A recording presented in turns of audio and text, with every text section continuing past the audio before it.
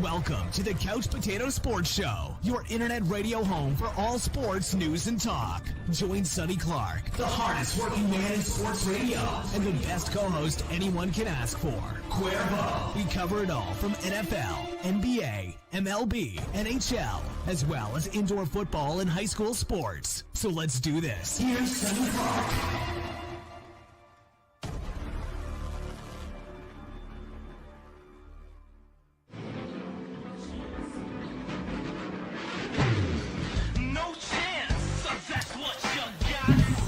All right, everybody, welcome into the Couch Potato Sports Show. It's Sunday evening, a special evening edition of the Couch Potato Sports Show, as we wanted to be able to make sure we got our co-host on board here for tonight's show. So hopefully we will see Cuervo here in a few moments, as we took a break last week, did not go up on air, got some rest, but Cuervo been on like a major vacation, so we get him back today. So real excited about that as far as what we're about ready to do. Now, that also being said, right here on the Couch Potato Sports Show, in exactly 2 months, we will be on air, and we will be bringing you Saxy Mustang football right here on the Couch Potato Sports Show.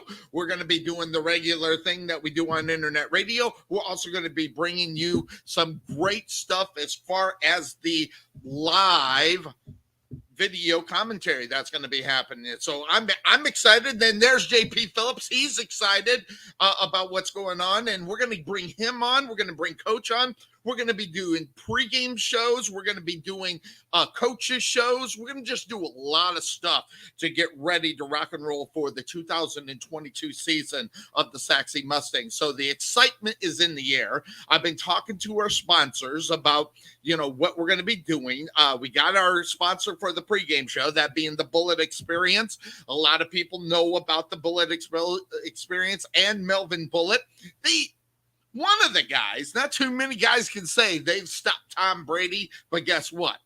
Melvin Bullet has done so. So right there at the Bullet Experience, he will be sponsoring the pregame show as well as the sponsor for the show. And a lot of regulars that sponsored when we did the other team, the Rowlett Eagles, coming by. That being, of course, Rick Lucas and Nest Egg Wealth Advisors. Also bringing back Costlow Insurance as well. So we're getting real excited. We're getting the commercials ready. We're getting the production ready. So a lot of work, a lot of art, and that's what we're doing. That's pretty much one of the reasons why today's show is a little bit later, because I was working on that. So yes, I'm looking. Yeah, don't cuss. Yeah, exactly. So real excited about what is headed our way as we move. And yeah, I knew what you meant.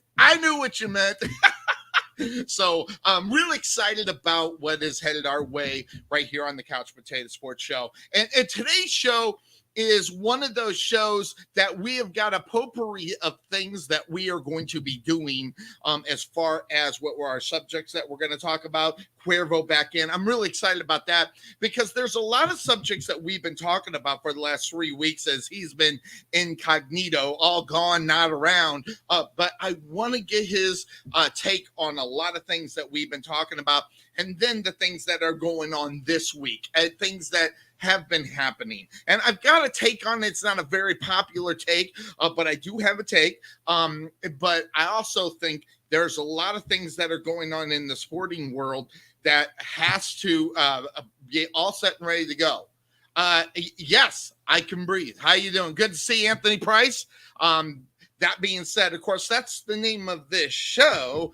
Catch it. Normally, we're on around 1 or 2 o'clock, but again, we're going to get Cuervo in here today. Now, some things that have been happening, and I want to get to basketball. We don't talk a lot of basketball on this show, but we know what happened this past weekend, the draft that happened. And I'll be honest, I didn't watch 2 seconds of it because really, in honesty, it's like football as well, as far as the NFL is concerned. I'm not impressed with rookies. I don't care where they're coming from. I don't care what they're doing. I want to see him prove it to me before I grasp onto it and say, listen, I can dig this guy. I know what he's doing. I think he's going to be really well. But there's been a lot of things that have been going on as far as the basketball scene is concerned. There's been bickering back and forth. There's been lots of talk. But interestingly enough, I want to get back to what Richard Jefferson said. And I'm going to bring that in and talk about that as well. And that's one of the things I want to talk to Cuervo about. Richard Jefferson's statement about what we have seen in the NBA as of late. The announcements coming down from the commissioner of the NBA, and a lot of exciting things that have been happening that we need to definitely dive into. So I'm going to dive into those here fairly quickly, but what we're going to do, we're going to take the quick break, and I'm going to get Cuervo on the line, and hopefully he'll be here in a second, and we're going to dive into all kinds of stuff. This is a potpourri show of a lot of things that have been going on in the NFL and the NBA that we're going to cover. So exciting stuff coming our way. You're listening to the Couch Potato Sports Show. You'll catch us here every Sunday. And sometimes we'll even leak into Monday, depending on who's working, who's not, or schedule. But here we are. But when the NFL season starts, week number 1, we hit the ground running at 9 a.m. as we kind of cover all of the games that are happening on the Couch Potato Sports Show. So, and we'll have our picks. We're going to do our pick 'em this year. We're going to do the pick 'em, make it easy on Sunny. Not that it was hard before, it's easy to count. But we're going to put it all up on the computer. All the picks, everybody's picks are going to be right there. We're going to add some people who want to come on and do the pick 'em with us. And we have a regular pick 'em championship trophy slash trophy. What do they call it? A plaques. So we're going to have that out for the regular season and then for the playoffs as well. So we'll try to get that all squared away and get you involved with that. So more people, the better. It's a lot of fun. It's called the Bragging Rights Pick'em game, and you hear it right here. Now, I'm going to pop back into the NBA when we come back, because who's talking? Boy, oh boy, I don't know what it is, but everybody seems to have something to say.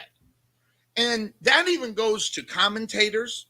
That goes to guys that have who go into the halftime shows and things of that sort. Lots of guys talking. Good, bad, or indifferent.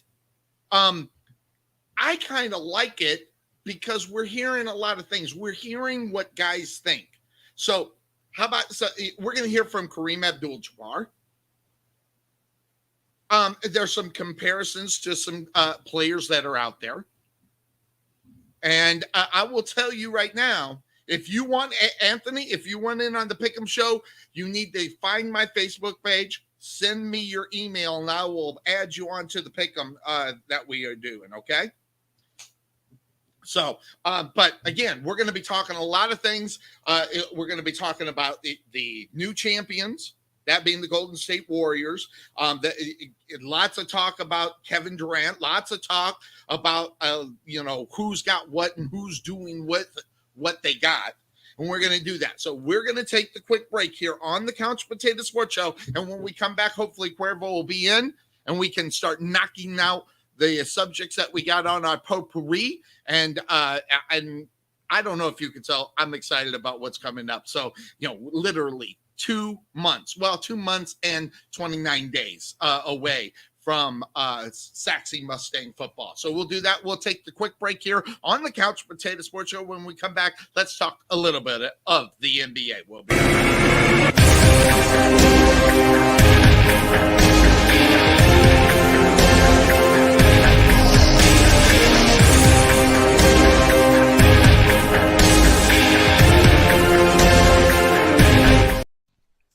At Wesson General Contracting Incorporated, we're your one-stop shop for all your general contracting needs. We are locally owned and with over 20 years of experience, so roofing, gutters, sidings, fence staining, painting, foundation problems, or roof damage are no problems at all. Give us a call at 214-200-5588. That's 214-200-5588. Wesson General Contractors.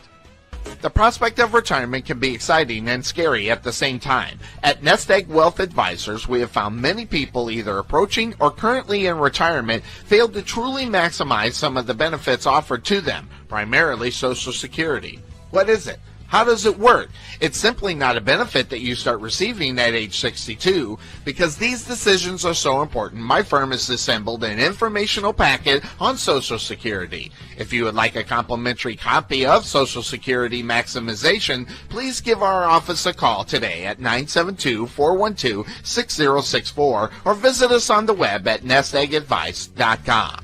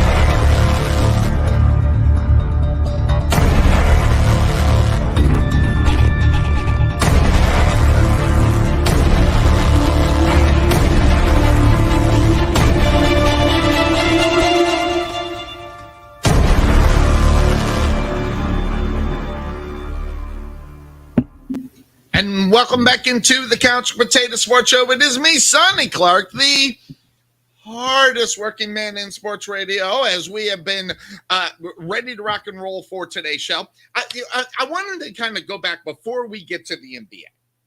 On Friday, I had the opportunity. We were talking about our sponsors for the Saxy Mustangs and Melvin Bullitt and the Bullet Experience. They had a very special event at their facility, a one-of-a-kind facility or event at his facility. It was the rising stars of the combine, youth combine that they had. And these were special invites from across the country. These young men that came, okay, they did a combine. So they're kind of getting them an idea of what they're about ready to go into as they move later in age and move into different types of football that they're going to be playing. They started with the 8Us, would that be the 7 and 8s, and then the 9 and 10s at the 10Us, and then 11 and 12s. These are 12 in between 8 and 12-year-olds. And there were people from Kentucky, Detroit, young men from Kentucky, Connecticut, Detroit, all over the country, Washington, all over the country. Okay. So the combine was set up, okay, for these young men to kind of get an idea. They called me in and asked me to do interviews with these young men. So I'm going to give you an idea what I did on Friday. Now, keep in mind, I did this one I'm putting up. This is Melvin Bullitt's son that is at this. And that also said, I did about 75 to 80 of these quick interviews with these young folks. Take a look at this. This is awful fun. Watch this.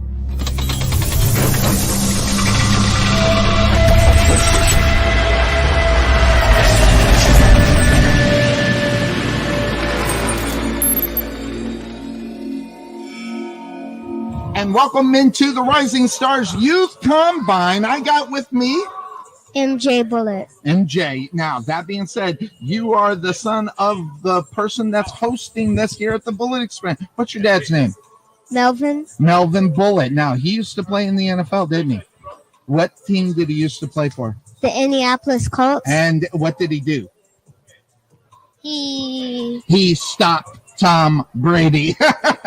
so that being said, you're local here. This is your local area, right? You didn't have to fly. You just drove over, right? Do you find that as an advantage as far as when you're going through this competition? Is that an advantage for you, you think? Yeah, probably. Probably. All right. So that being said, who's your favorite player in the NFL? My favorite player. I'm going to have to go with Barry Sanders. Not Melvin Bullet. Oh, no, I'm just joking. So, all right. So what did you do in preparation for today's activities? Well, I'm just working on skill, working hard, and just trying to get better. Do you find it easier that your dad has been in the NFL, or is it harder for you? It's harder because they push me. He pushes you harder, probably the most, I imagine, right? So that being said, when you're about ready to go do all the skills, what's going to be your favorite thing? All the skills, like today. I'm gonna say when we are gonna put pads on, and quarterback, receiver, and corner. You're ready to hit somebody, aren't you? You're ready to hit. He's MJ Bullet here at the Rising Stars Youth Combine. We'll be back here on the Couch Potato Sports Show.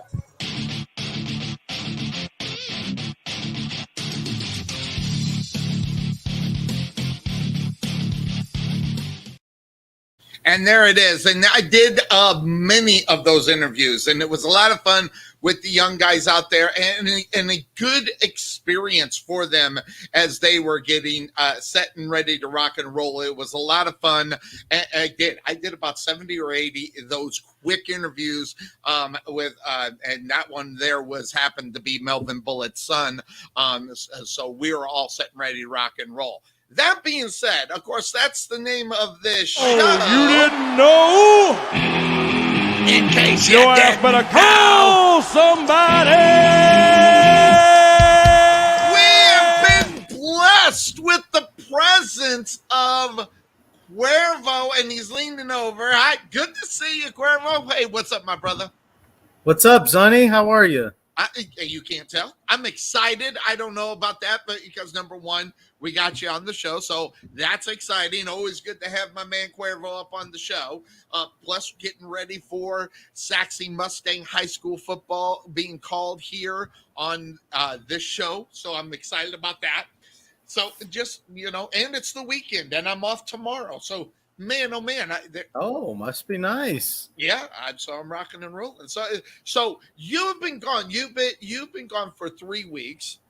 Your hair, you got a haircut. You shaved a little bit. Now you're letting it kind of come back. So how was your vacation? You had a nice one, because I watched obviously with the posts and everything, and you even got left home on the one where the wife decided to say it's girls' night, or I guess girls' weekend. Yeah, it was a whole weekend, 3 days. This is going away, by the way. I'm going clean for the summer. Too hot. Yeah. It's more of that than anything. Yeah. I'm used to this part. So, so you're going back to the clean shaven and everything. So where did your vacation take you? As far as travels are concerned? It took me to the great state of Washington. Visited. Well, actually, I didn't visit. For the first time, I met family that lives up there. The wife's family. Okay. Aunt, uncle, some cousins, and it was good. It was good. It was a place I'd never been to before. Meeting family for the first time. So it was quite the adventure. I'm telling you right now, that rickety thing that you went across that that thing. I'm not getting on that because it'll be my luck that one time that thing is going to snap and it's going to go down. So that thing, I know it's unreasonable to think that. I get it and I understand, but it scares me half to death even just thinking about what you did there. But where else did you go? I know it wasn't just Seattle. Where else did you head out to? Well, I mean, we went to different parts of the state, different towns. Visited Spokane. Mm-hmm. Went to Spokane, Washington. Where else? The little towns where the family lives. Kind of did some sightseeing around there, and that's really. I'm surprised you didn't fly down to Vegas. I mean, why not? I mean, geez, right? I mean, yeah, that would have been nice. But you were just in Vegas too, by the way. So flying. We're going back. Don't worry. Oh yeah, we're going. I wish I could get out there. That's my thing. I wish I could get out there. But that being said, welcome back into the show. We missed you, but because there's been a lot of things talking about, and a lot of times we're talking NFL on this show. I mean, we're usually covering, but man, there's been so much news going out of the NBA that I wanted to hop on it. We don't talk about the NBA unless we're really kind of razzing some guys, but I want to go back to a video, and I don't know how much of the show that you've seen while we're gone, but I want to go back to one of the videos that I played while you were gone, and I saved it for you because I think it almost sums up what you and I kind of think about the NBA in general. And I don't know if you heard about Richard Jefferson had something to say. This was after. So let me preface what you're going to see here. And let me say it's 2 minutes and 38 seconds. So it's a little long, but what he says is priceless. Okay. So this was after the commissioner was talking about shortening the season of the NBA. So this is Richard Jefferson. It's partial pictures, partial video. Watch this. I think this is absurd. I think this is. Let me. I just got stretched here. This is my issue right here. Right, is that you have game readies, you have Normatex. There was years ago where players used to not travel. They would not travel commercial. We have eliminated back-to-backs. We now have a week-long all-star break instead of like 3.5 days. Yep. And I remember guys used to have to catch flights, play the last game on Thursday, play in the game on Sunday, and then you would have a game on Tuesday, Wednesday. They have done every single thing. Every team now has sleep staffs. They have extra training staff. When I came into the league, you had 2 doubled as an equipment manager. Now you have massage therapists that travel with teams. Now guys you want to shorten the season?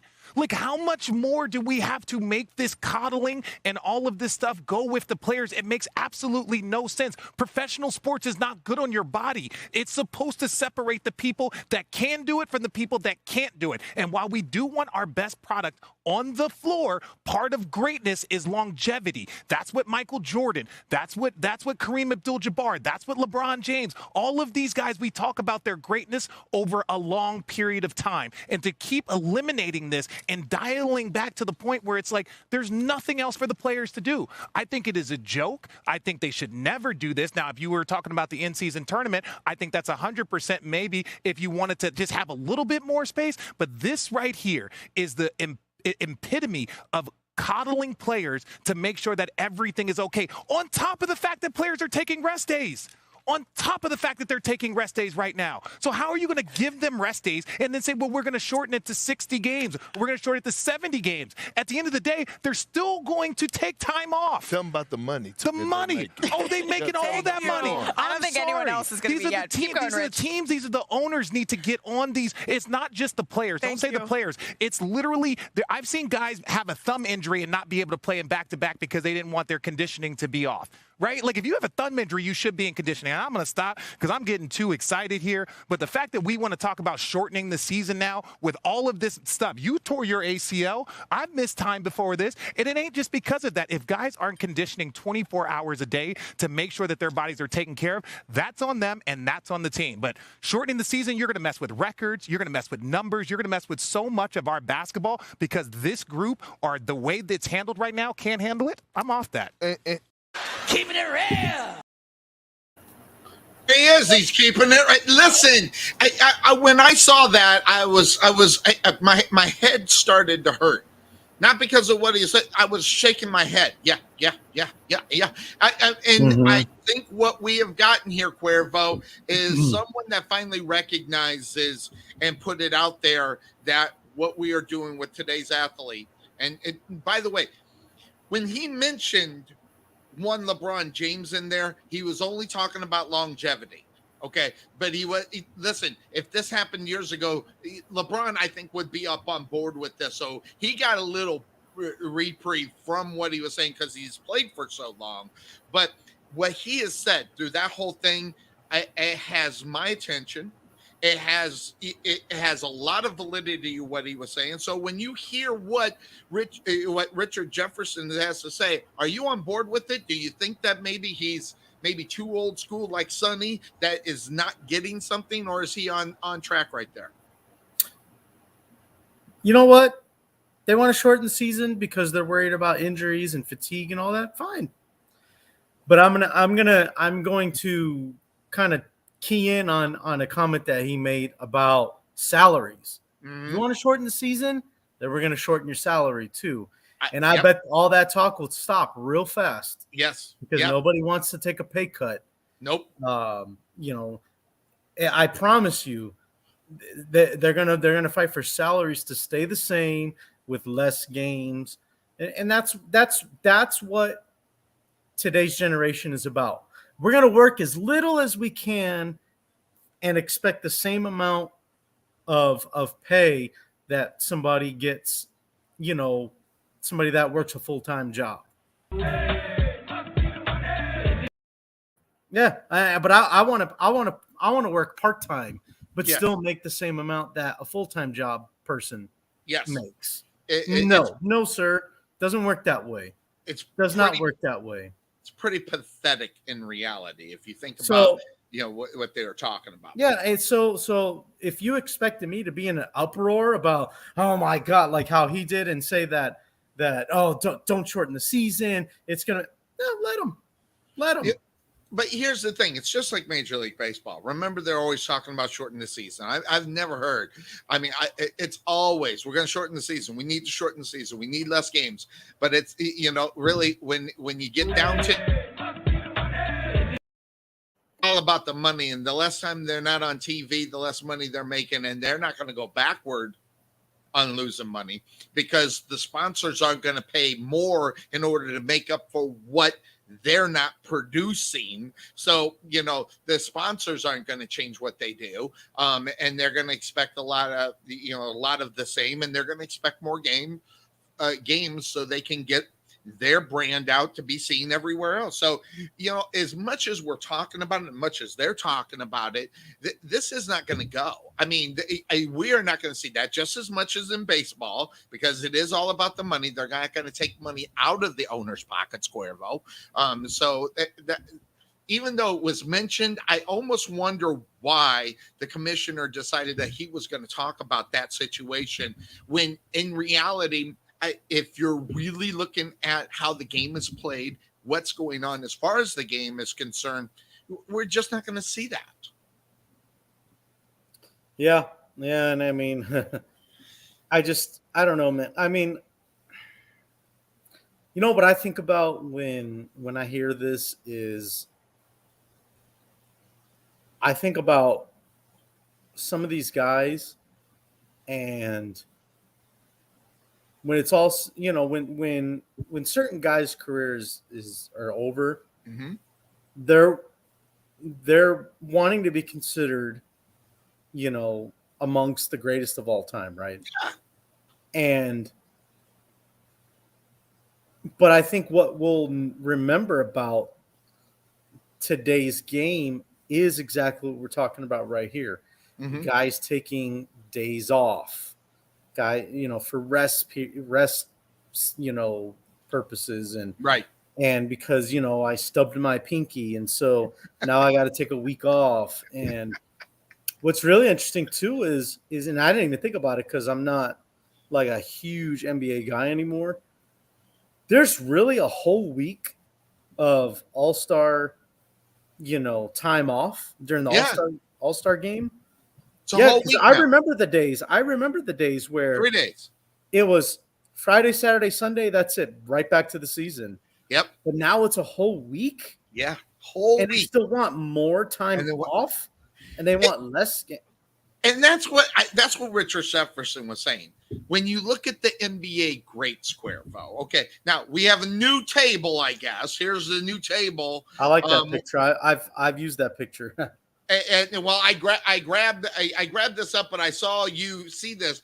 But these are the supposed greats. When you looked at the far left of this, including Shaquille O'Neal. Okay, so from Shaquille and Jordan over to the left, we're talking guys that were night after night, back to back. Sometimes I remember the days when teams played 3 days in a row. So, that's where I'm at. So when I'm thinking about who's going to be the champion, what are people looking at when they consider who's great? I look at the left of that table and I see greatness, and what I see is pampering on the other side, just sort of what's going on. And that includes LeBron, although he has played a lot of years. So that is the only thing that I'm going to give LeBron James credit for is his longevity. 19, is it 17 years? Yeah, 17 years. Yeah, 17 years. That's a long time to be playing in the NBA. I mean, let's just face it. His tires are getting bald right now. So I think he's at 18 now. I think he's at 18. So there you go. But here's the thing. And if you want, I'll search it right now. The reason that LeBron's longevity is still what it is because he is the prime example of a guy that takes rest days. Mm-hmm. Oh, my back hurts. I'm going to take a week off. Oh, my pinky toe hurts. I'm going to take another 3 days off. Yep. Oh, I got a cramp. I'm going to take another 2 games off. Like, dude. Well, of course, when you're cutting that many games out of your season, you could play 30 years and you'll exactly. You know what I mean? Think about this, Cuervo, the fans. What about the fans? The fans are getting screwed out of that. And not only that, paying more for the ticket. So you end up, going to let's say you want to go to a game where you're going to go see LeBron James and the Lakers, and they're coming to your town. You want to buy that ticket. All right. First of all, the ticket's outrageous. Okay. So that's number one. Then number two, they throw a premium on it because it's the Lakers. So then you got to pay out more. I remember the days when you bought, season tickets. It was one price and that was it.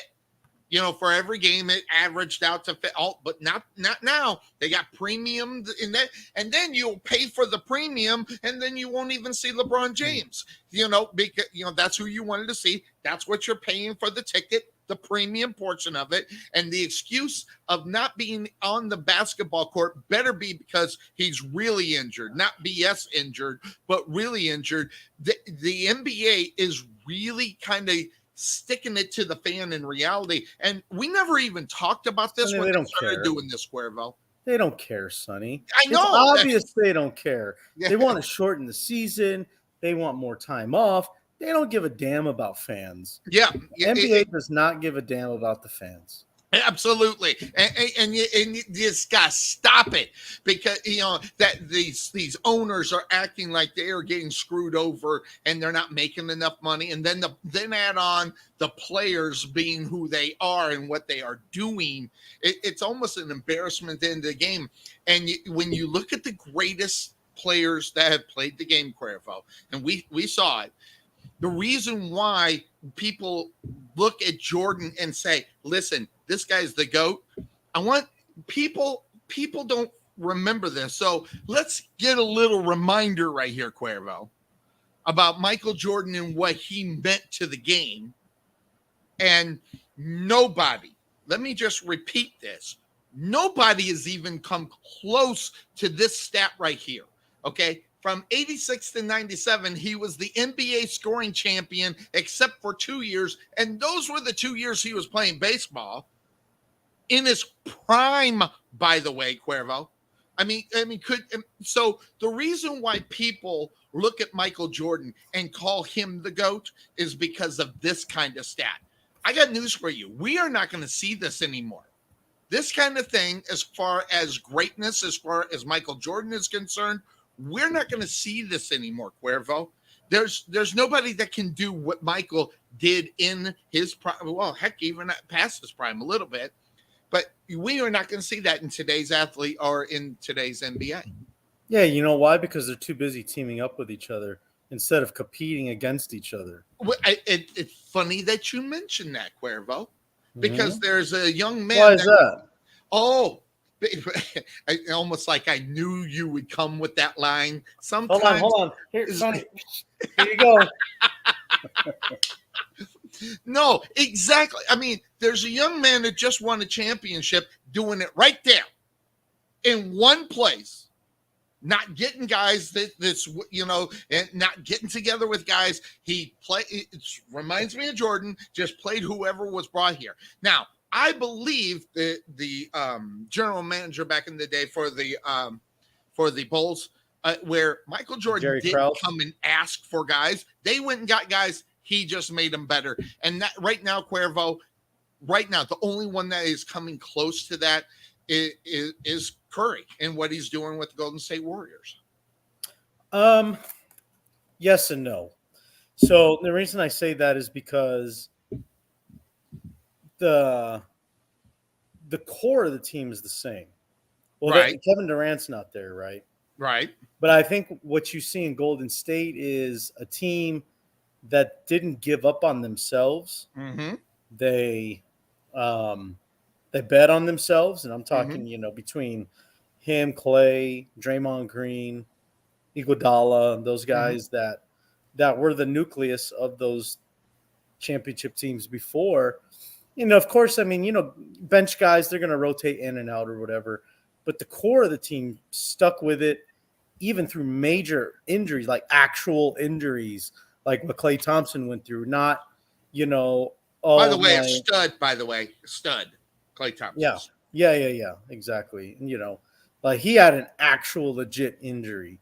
And went and played the rest of the game. My pinky hurts. Yeah. He played the rest of the game, went out, shot the free throws, and said, I'll be okay in about 3 or 4 minutes. Came in 5 minutes and finished the damn game. You don't see that in today's game. You don't see, and a lot of that, there's physical toughness, there's mental toughness, and then there's the combination of both. And sometimes the mental has to go over the physical. And that's what you've seen with Klay Thompson. But that was 2019, right? That was when he did that. So, and I'm glad that he got the ring as well. So that was kind of cool. But, we go back to the greats of the game, Cuervo, in basketball. And, you've seen my top 10 of my basketball greats. And there's a reason why Pistol Pete is on it. Because when you make the comparison, he's about the only one that comes close to this from Michael Jordan out of all the players that have played during the game down before they did, whatever they did with the NBA and put it together and ABA and all that other stuff.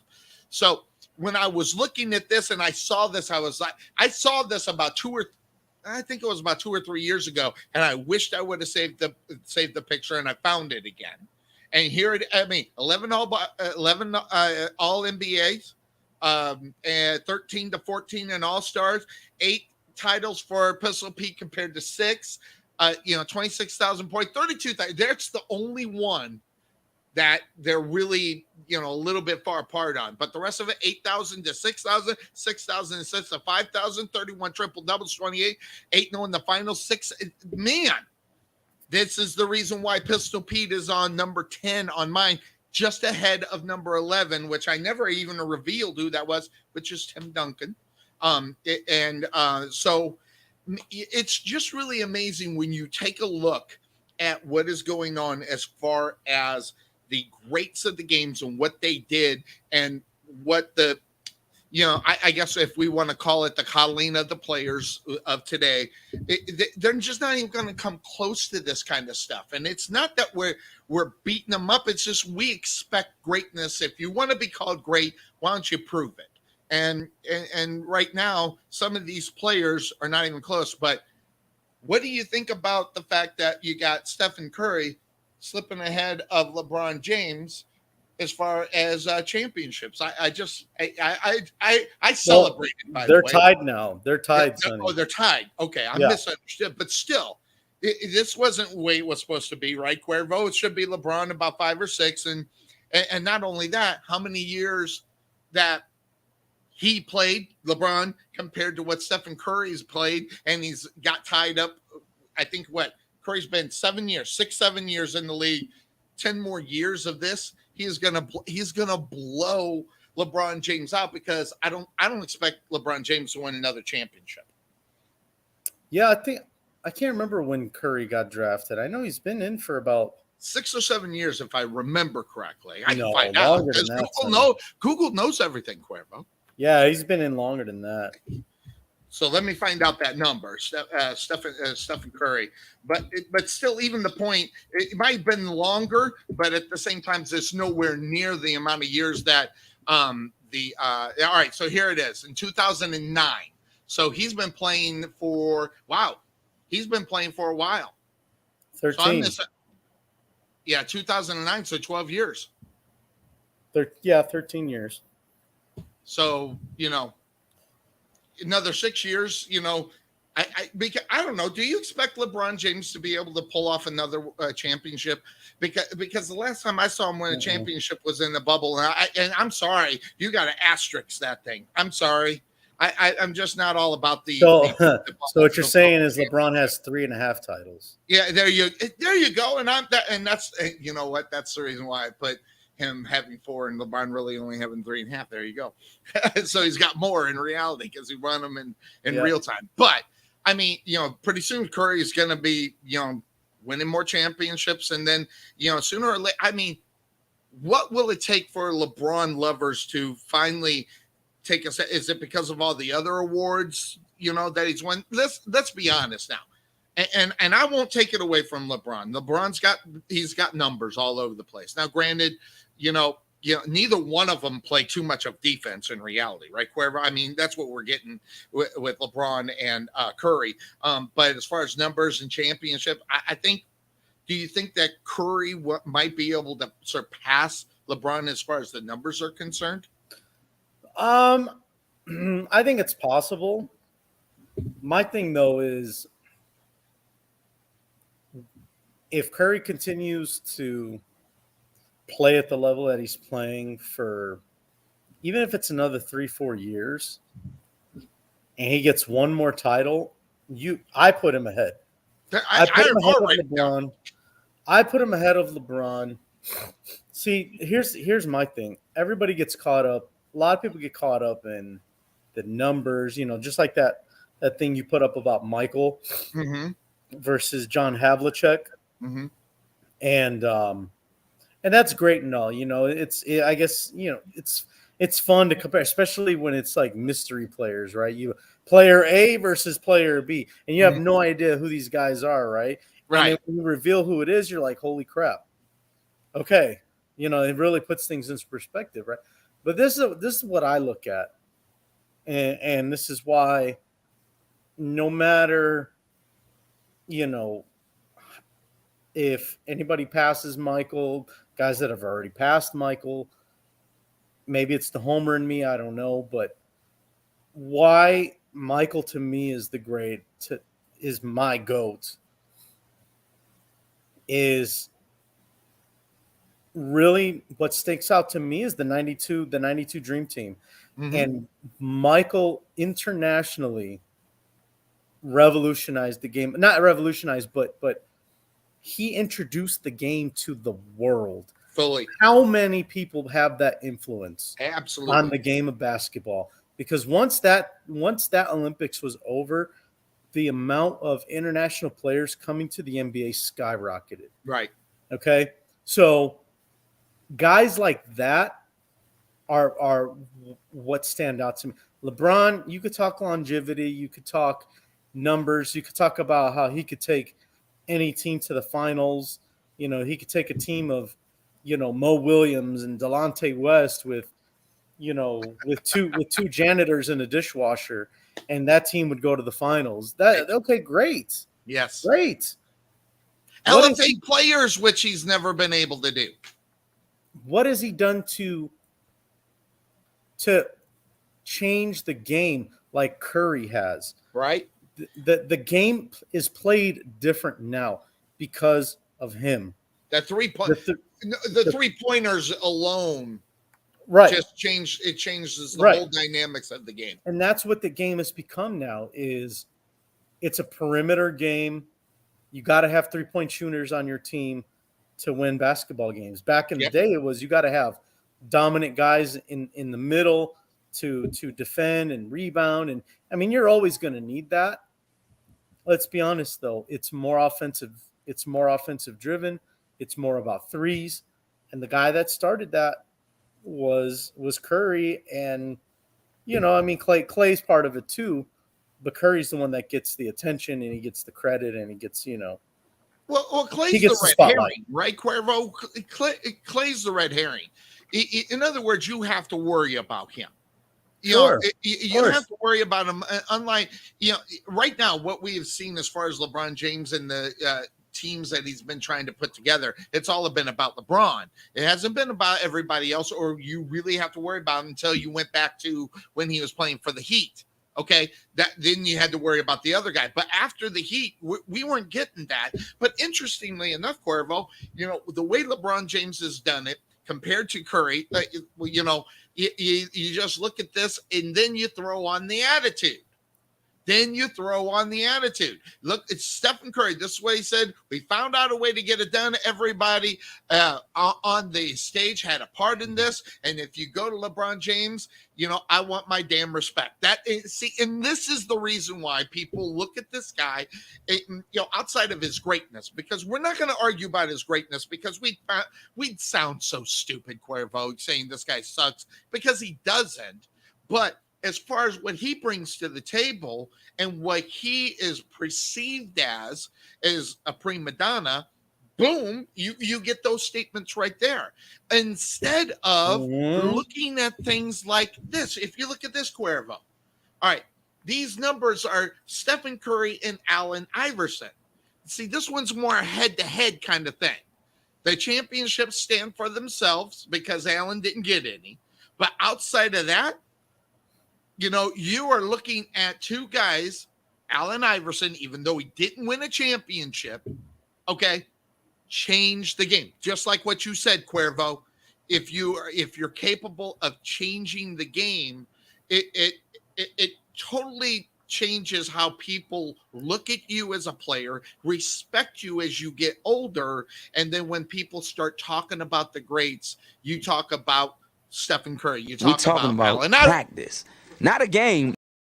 So, we get guys like this, and this is like the old school guy. I want to see that, because once you take a look at Allen Iverson, if you take away the fact that this guy never won a championship and you just look at all the other solid numbers this guy had, it's one of the best to ever play the game. But if you're not into the fullness of the game, you wouldn't necessarily know that, and you think that LeBron James is better than Allen Iverson. And boy, oh boy, it's so close. Although I know LeBron James is better, I'm not that far gone. But man, oh man, when you look at the numbers and you seen what he did, it is very comparable. And I got Allen Iverson around 13, 14, or 15, somewhere in my top 15. So, yeah. I like listening to different podcasts, Sonny, to try to get different perspectives. Sure. Instead of our knowledge. No. Well, this right here will always be number one. You and I, we're that guy. He's in a pod, baby. That guy will always be the number one for me. But I like to hear different opinions, get different views on things. And a guy that I was listening to, matter of fact, it wasn't even a podcast. It was a YouTube stream. Okay. So, and the way he sees it, and I really like the take. He goes, you think about certain players, the team that they played for, did they represent that city, that team, right? So let's think about this for a minute. You got Larry Bird. Was he Boston when he played? Yes, he was, right? All the way. When Magic Johnson was playing with the was he Los Angeles? Was he like Lakers? When you thought of the Lakers, you thought of Magic, right? Absolutely. During his time. When you think of even Detroit, who do you think of when you think of the Detroit Pistons? Oh, can I guess on that one? Go ahead. Because guess what? He's doing a really good job in commentating. You played 34 minutes. You have 4 rebounds, 3 assists, and 2 points. Draymond Green does that in a grade school game, not in the NBA Finals. Isaiah Thomas. Right. Bill Embiid. Yeah, you can't forget about him. Yeah, and so it's debatable. Who do you think of when you think of the Detroit Pistons, right? So that's why people are like, Isaiah, yeah, he was good, whatever. Michael was Chicago. Absolutely. We'll just move on from that. Okay. Miami, even to a certain extent, Dwayne Wade. Yes, absolutely. I agree 100%. Allen Iverson was Philly. Am I right? Yeah, but he wasn't. He wasn't that one guy that would be in the Philly spotlight per se. But when you thought Philly, you thought about him though. In the early 2000s, when Allen Iverson was Philly. Okay, yep. Patrick Ewing, New York. Who else? Okay, so now we move on to Steph Curry. Mm-hmm. Who is Golden State Warriors basketball? Absolutely. Right? Yep. Now, LeBron James. Is he Cleveland Cavaliers? He brought them their first title. Yes. Is he the Miami Heat? No, that was Dwayne's team. That's Dwayne. Is he the Lakers? There are too many Lakers to even talk about before you even talk about LeBron James. So my point is when you think about certain guys, they were the guy, they were the city representative. Yep. I don't know that you can say that about LeBron at any point in his career.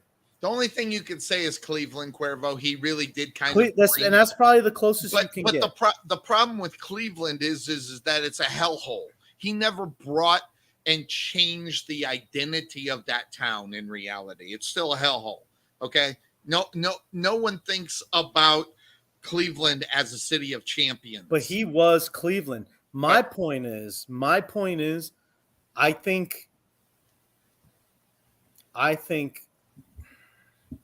and this is it. It's hard to say, but I think had LeBron continued to push for things to happen in Cleveland, I think we'd look at him different. And I think that, I just think some of the like that slide you had just put up about I want my respect. Mm-hmm. And if he would just stop saying those things, absolutely, people would respect him more. The only argument that these LeBron lovers have is that, okay, man, you can make the argument he could take a team of, like I said, accountants and dishwashers and janitors. He could take that team to the finals. That's the only argument you really have. Not really, Cuervo. Is he a guy though that has that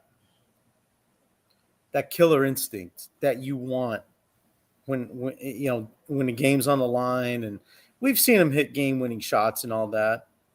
But I just think that the thing that LeBron lacks is the ability to be humble about things.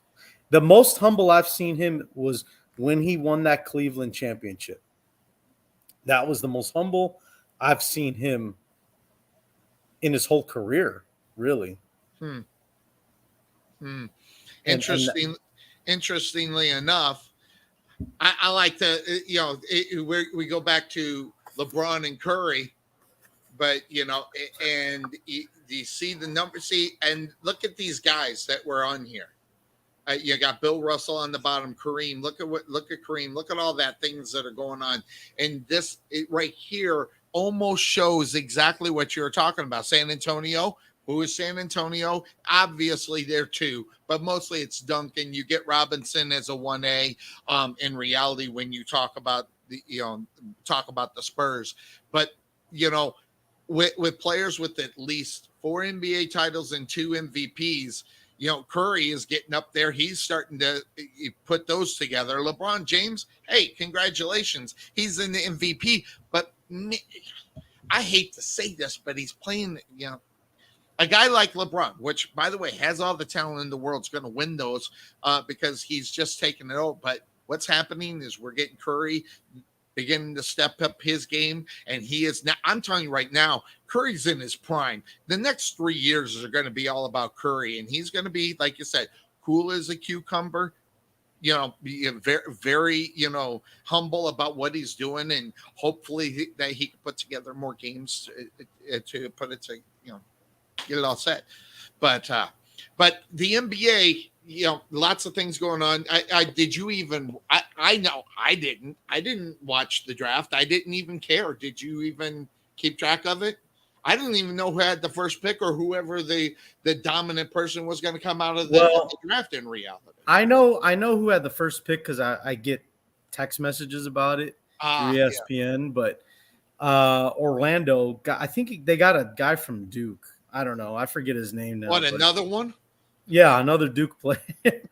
Yeah. So that's all I know. And the Bulls got some guy from Arizona. Yeah, they just signed him, by the way. Whoever that is on their pick, they just signed him. I think it was either today or yesterday. Your Bulls got, their number one draft pick, so they signed him. So they got him quick, which is pretty good. I mean, if you could get your guy, get him signed up and get him ready. Oh, wait. Mark that. That was the Bears. Whoop, beep, beep. We'll back that one up. That was the Bears. They signed the Bear guy. So, all right. But, okay.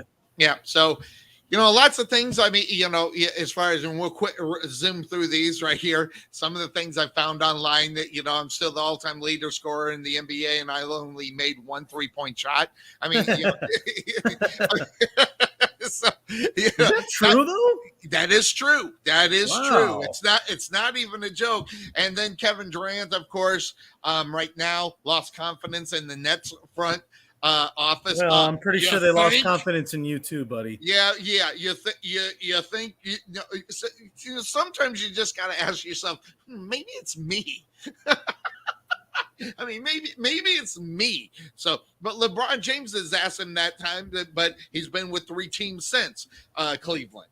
The Heat back to Cleveland, and then maybe it's him. I don't know, but I just thought those were kind of funny, and I wanted to bring those up. But speaking of Cleveland, I mean, the big time story right now in the NFL is all about what's going on over there.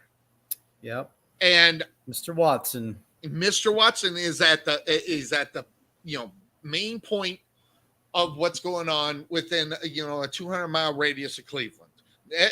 Regardless what's happening in Baltimore, or with by the way, found out that Lamar is the one that's holding up the contract thing. Great, wonderful for him. Steelers, all within 200 miles of there. It's all about Deshaun Watson, and Deshaun Watson getting more people. Now he went ahead.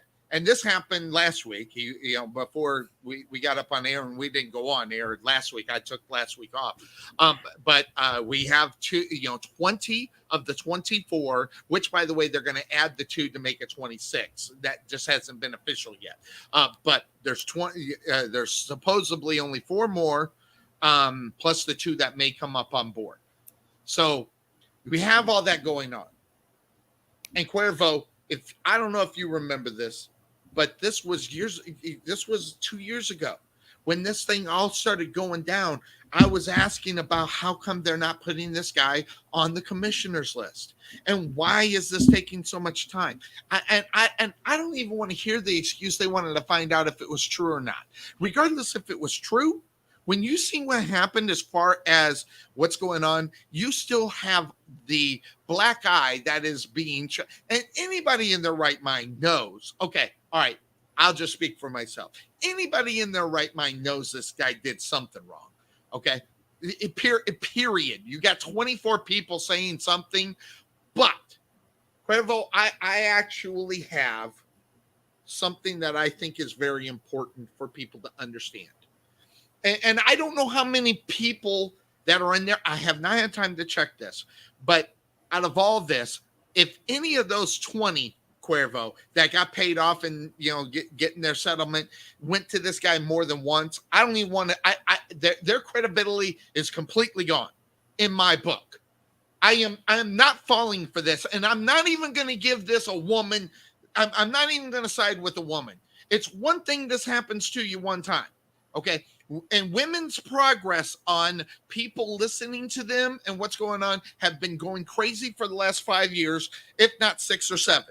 As soon as a woman says something like this happened, they should have been set, ready to go, and right in front of a cop. This did not happen on a few of these occasions. I don't know how many, but I'm not going to buy the ones that went back for more. I'm just not going to do it. I don't give a crap of what they think about their career or anything else. I'm not buying it after that. But if it's I don't know how many out of the 24, it was only one incident. But the fact that this did not come out immediately, women have this right, and they have this, I guess if you want to call it power, to come out and get attention on something if they were going to do something about it.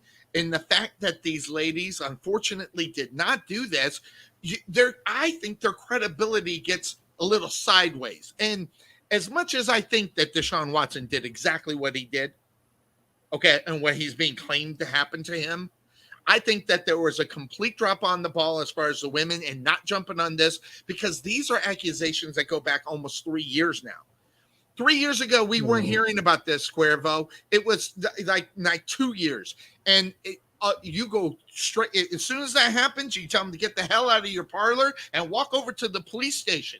I'm just not buying this part of it.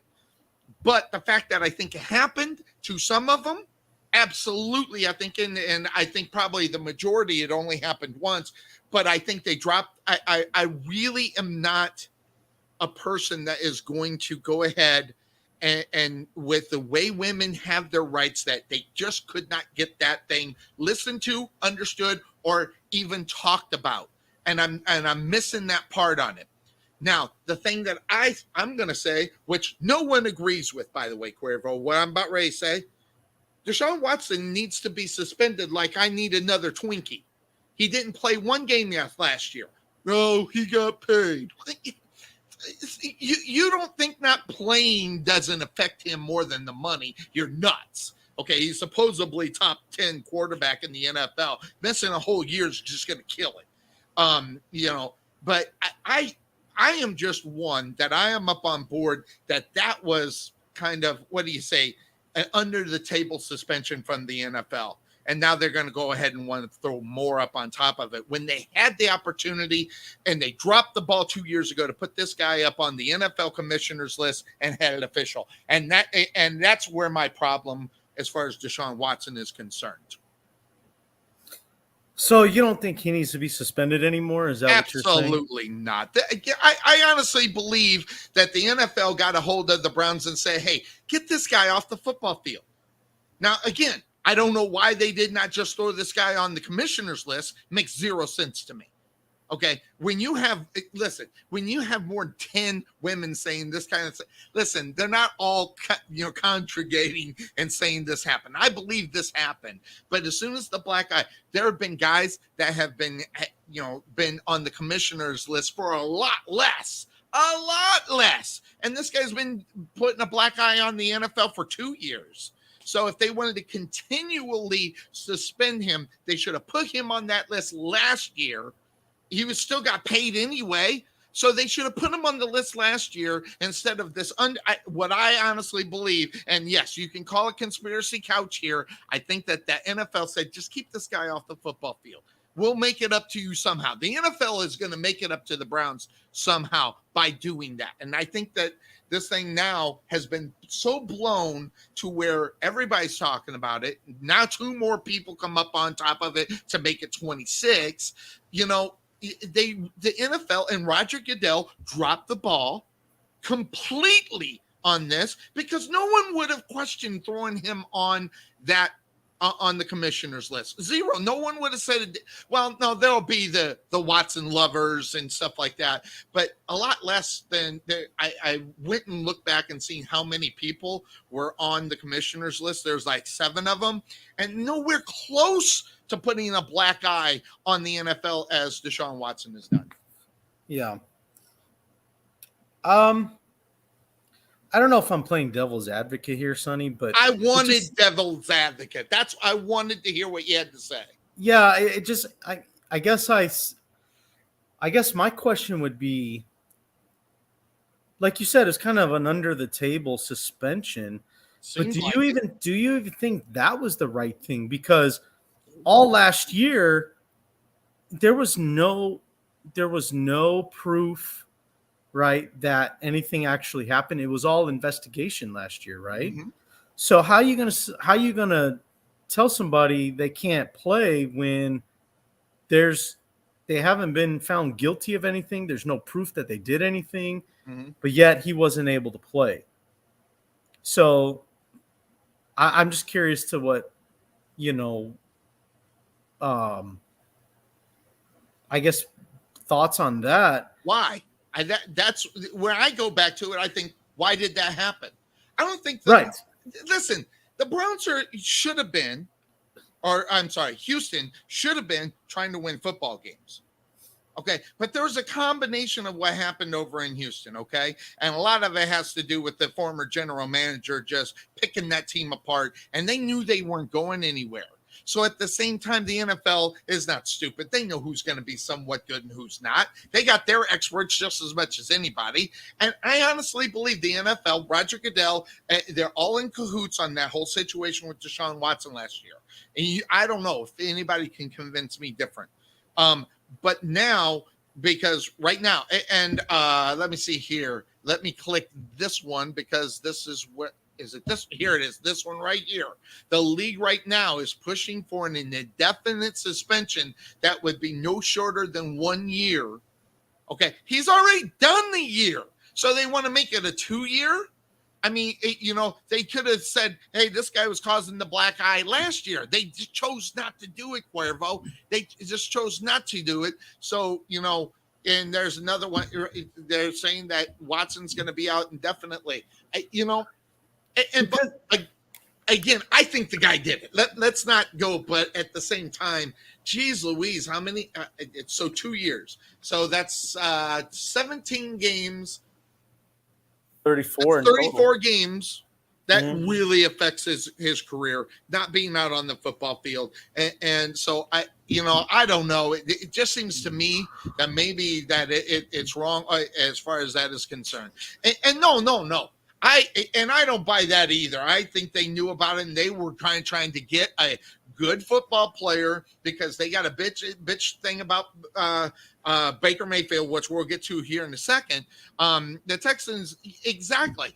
This was the Texans getting this away from him, so they're out from underneath that whole situation. But now that they've been found to be in cahoots because they provided the hotel rooms and the massage places and everything else, they're in cahoots, so they can't get rid of being out of the spotlight of that because of their participation in that.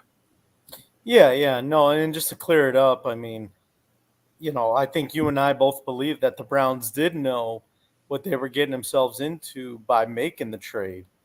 Right. And so it's not that Cleveland or the Browns didn't know prior to making that trade. It was they're willing to take on whatever happens from here. They're willing to carry that burden. But the carrying that burden cost them. I mean, I don't know how many million. If this guy now, the smart thing about this contract, which I did dive in a little bit this year, this contract was only for $1 million.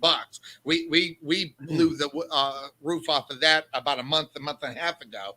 Found out about that, but this is a fully guaranteed contract. Okay, there's no question in my mind that Deshaun Watson will play next year. I think. And again, I think he was guilty of quite a few of those ladies Again, if the majority of the ladies only had this happen one time and they walked away from it, those are the ones I'm going to believe more so than the ones that came back for a second shot at it. But take away from that, as far as where the NFL is concerned, they're jumping into something that they could have handled so much better, and they have not handled the situation regarding Deshaun Watson well at all, especially when they, quote unquote, have jumped the gun on other issues and other things that have happened with the NFL. So is beating a kid putting a black eye on the NFL with Adrian Peterson? Yes. They jumped on him. But doing all this stuff that they said that he's done, I'm not going to get into the details and all that stuff. But if you're reading the details going about it, you're asking yourself, why isn't the NFL treating him like they're treating other players who didn't even come close to what he's doing? So, because there's no proof, Sonny. There's no hard evidence, as in like charges. Of course, yeah, charges, Cuervo. I mean, of course, they're not going to show that, like, oh, here's Deshaun Watson getting a massage. But the reason I say it that way, though, is because did we ever hear again from Ray Rice after that video? Nope. Why? Because the video footage is what gave the NFL the black eye at that time. And the NFL wants no part of having any black eyes. So absolutely. So Ray Rice went away. He never came back. But isn't the NFL the league of women? I mean, when women start getting together and wanting things to happen, they happen. They bring it to the NFL, and usually things happen. That's why I'm so shocked about this whole thing, that the total amount. I mean, it's bad enough when you hear about 5, but what was the NFL thinking when it went to 10, then 15, then 20? I mean, what is the NFL? I mean, the NFL is playing Russian roulette with women right now, because women are pissed off at the NFL right now because of this situation, because those women are not being believed. It's bad enough that they won't pursue him on a legal angle of this. They're not being heard that way. Now the NFL's not listening to him either. I'm really shocked that this whole thing has not really kind of come to fruition with women, as far as they're thinking about what could or should happen regarding, Deshaun Watson. Because normally a woman's voice on an NFL issue gets heard big time. And I got news for you. I haven't heard any women besides the ones that are making the allegations right now. I haven't heard anything from any women's organizations making enough noise to where it's being heard. And that shocks me. Well, I mean,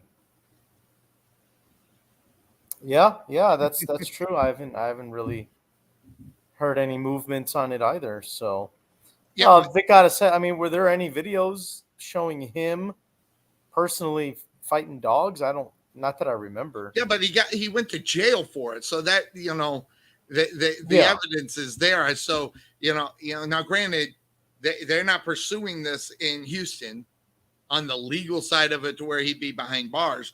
I think that's actually a damn shame.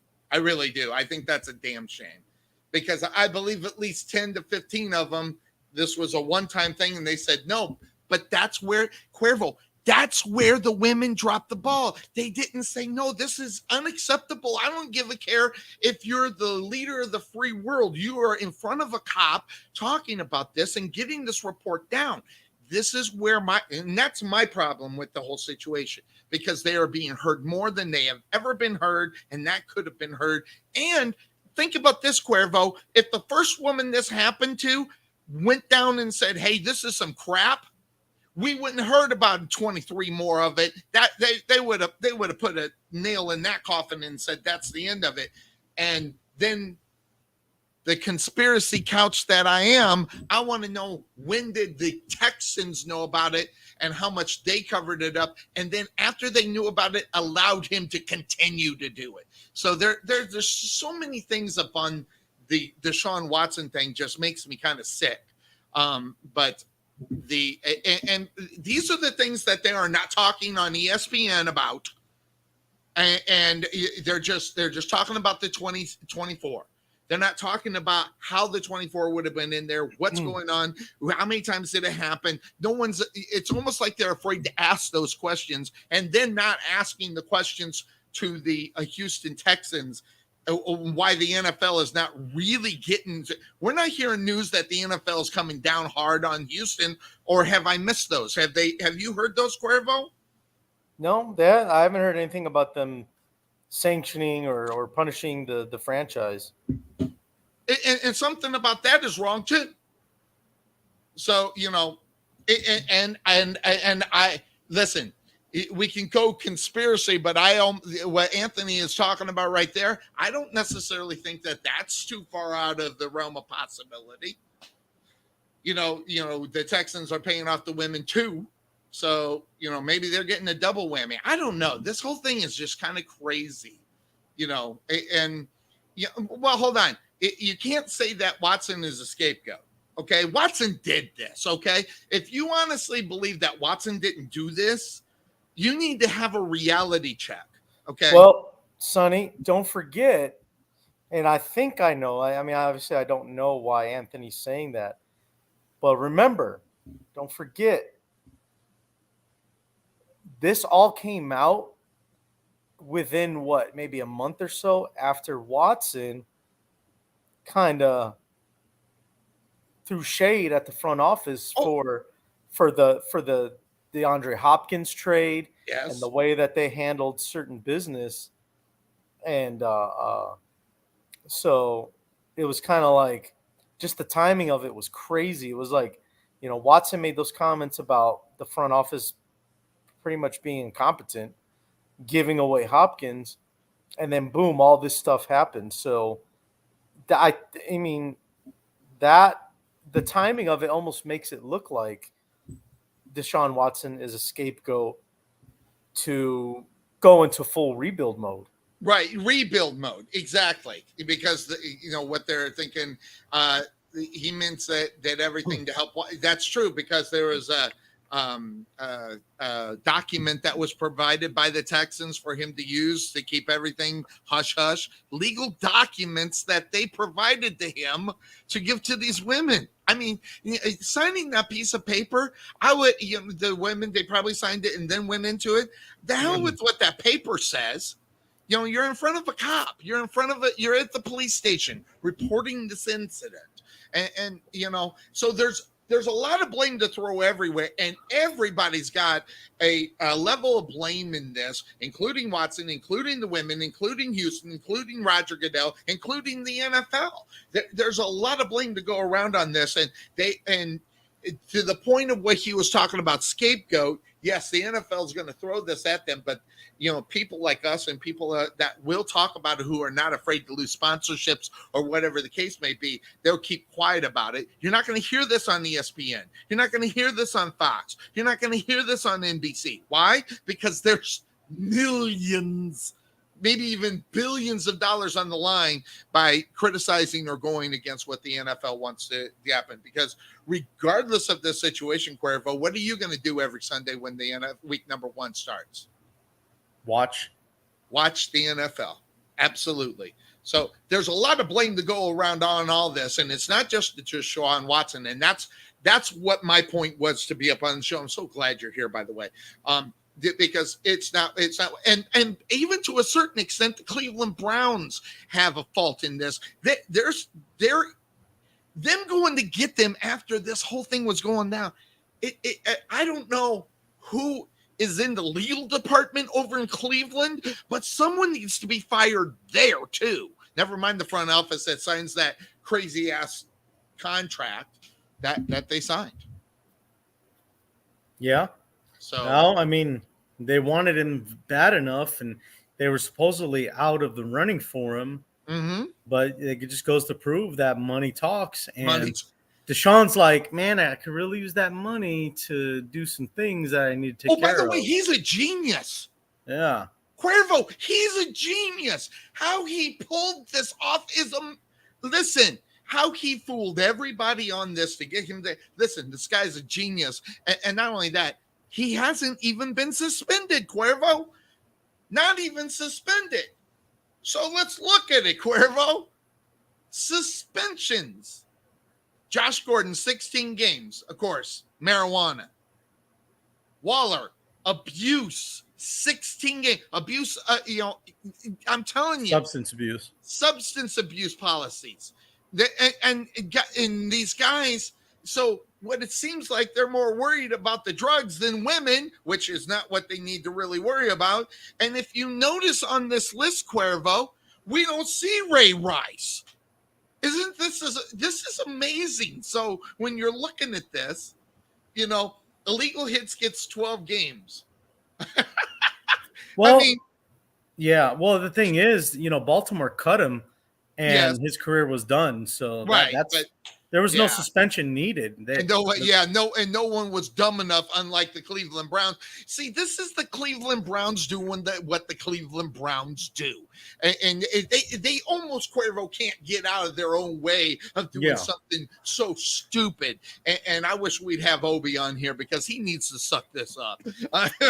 But the Cleveland Browns are doing exactly what the Cleveland Browns do.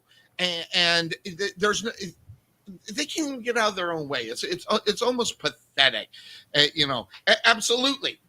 By the way, that number, Anthony Price, is 8 times. How many times do you get suspended for the same time?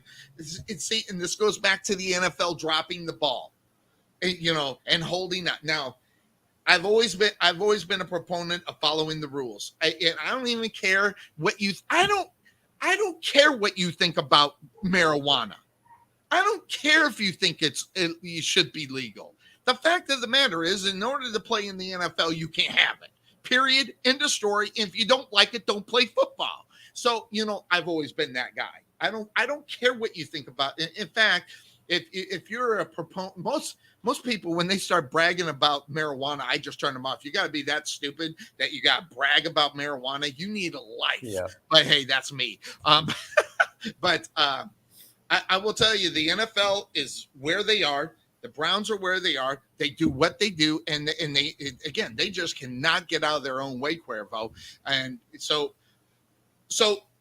let me ask you, the younger generation, because you're a lot younger than I am, where do you think Deshaun Watson should be? Should he be suspended? Should he play? What do you think about last year? What is your total?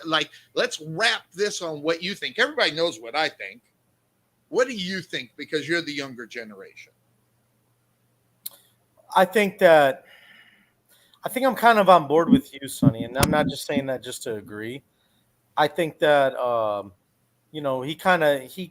he's already done time away from the game. Yeah. Whether you want to call it a suspension or just, hey, we're just not going to let you play because you're pending a major, major investigation right now. Mm-hmm. So we're not going to let you play.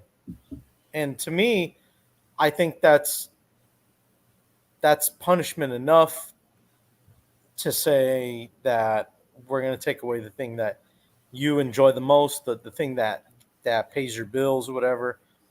Unless something else comes out of this that makes the situation even worse, I think Deshaun should be able to play. I do too. I think that, if he chooses to settle, look, does it really matter? I mean, do we have to let me try to be careful how I say this. All right. It matters if you did it or not, but I think at this point we are past that. Right. We all know that, some things went down, right?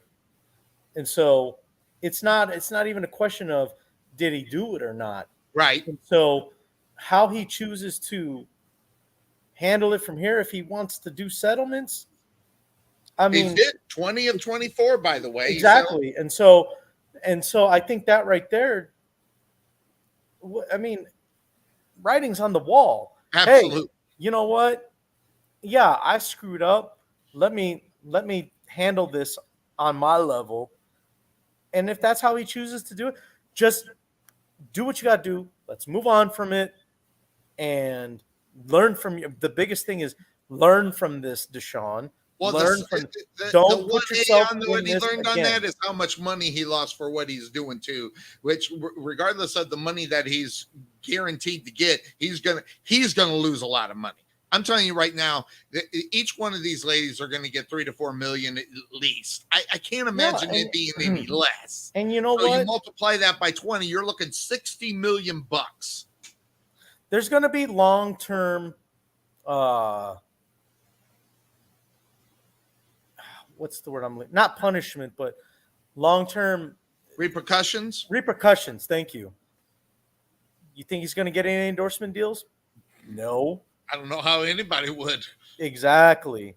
So you think about all those endorsements that he might have had lined up, those are all gone. And you think about all that money that potentially was going to be made, it's all gone. Yep, pretty much all gone. So but look, I think this is, and with all due respect, Anthony, I think that's too much. I mean, everybody wants to throw last year out. Listen, that guy not out on the football field for 17 games. I don't care what anybody says, regardless of how much he got paid. That affected him. You know, yes, the money is always losing. The money is always a big story. That's not. I don't want to diminish that. Did he get paid last year? Yeah, absolutely, every penny. And that's why he by the way, Anthony is not the only one that thinks this too. They think because he got paid that it really didn't affect him. You take the money away from him, it affects him more. I will agree with that. But the fact of the matter is, where's that money going though?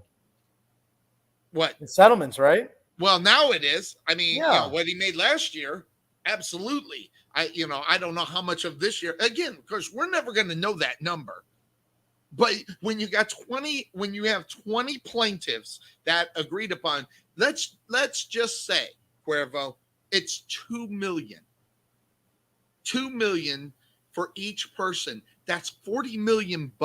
Now imagine if it's $3 million.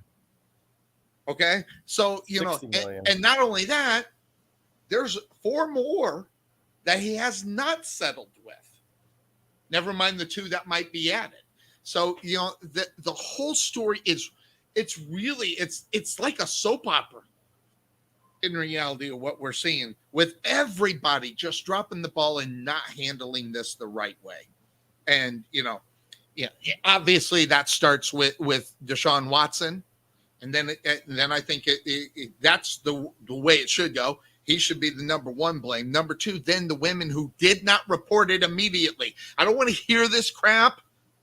Oh, it affected me. And, no, if you didn't go to the cops immediately, I'm having a hard time feeling sympathy for people and they want to wait a year or whatever, how long it is. If the women should have been immediately at a police station, regardless who it is or what they think might happen. I'm not buying this one all the way up on that part of it. And I'm not saying that you shouldn't listen to women who don't do it immediately, but if this happened immediately, the first time it happened, Deshaun Watson wouldn't be in the situation that he's in today, I have a feeling. So, there's it's crazy blame going on in the NFL, and it doesn't go away. But that being said, the Browns are in a really bad situation right now, Cuervo. Because, listen, Deshaun Watson's probably not going to play. And if he does, I think that's great for him. But with the way everybody's talking, he's going to be gone for a whole year. And I know there was some – listen, I don't know. I don't know how your marriage or your marriage before went, but there's a lot of things in marriages that are said that are not meant, but they're just said anyway just to hurt somebody. I'm sure it's happened. What the Cleveland Browns need to do? As much as they got to suck up what they did with Deshaun Watson, they need to find $3 or $4 more million, give it to Baker Mayfield, make him happy, give him a 2-year extension, pay him $25 million, and then cut him in the third. Because right now, you can say whatever you want about the Cleveland Browns, Cuervo, they have not had the success that they have had without Baker Mayfield. Now, I'm not saying it's all about Baker Mayfield because you got a great running game. Okay, and you have a stout defense, but Baker Mayfield was a big part of this. They need to kiss, they need to make up, and where that needs to come from, the Browns front office, because the fact that they're going to walk in with Jacoby Brissett as the starting quarterback next year, does anybody in their right mind think the Cleveland Browns are not going to be fourth in this division, even with a rookie quarterback in Pittsburgh? Yeah, and then they probably will be. Like, I don't know. It's like, it's crazy. Yes, exactly. I got that. And then now he's due $18 million. And by the way, the number I'm hearing for someone is to take half of what he's going to pay, and then they'll let him go. So why don't you just keep him? Okay, keep him and make a run for your division, because right now we all know who's going to win that division. It's going to be the Bengals, and then it's going to be followed by the Ravens when the rookie quarterback is not going to do very much, or Mitchell Trubisky, whatever the case may be. Might as well be a rookie. Might as well start him. You might as well start the rookie. I mean, seriously. But take that. You haven't even got to freaking training camp, and you're already going to be last in this division, and you know it. And if you don't know it, someone needs to be fired. But that division of football is the rough and tumble, division of football, and they're not even going to be competitive. It's almost going to be as bad as the Seattle Seahawks, and the Seahawks think that Baker Mayfield's the answer. It's crazy. It's just, I don't know. It's like, God, really? But yeah, I mean, I think Cleveland's hanging on to him for a reason. I bet there's been calls, trade offers. Yeah, and there's probably been a trade offer or two that they're like, we really want to take this deal, but we can't right now. We really want to take this deal. I'm telling you right now, I'm gonna Baker Mayfield, if they're smart, and I'll say this: if they're smart, okay, I'll preface this. They'll keep Baker Mayfield. They got to pay him anyway. Make him happy somehow. Give him a couple extra million. It's not going to make a difference, but it'll make Baker happy, make him feel good.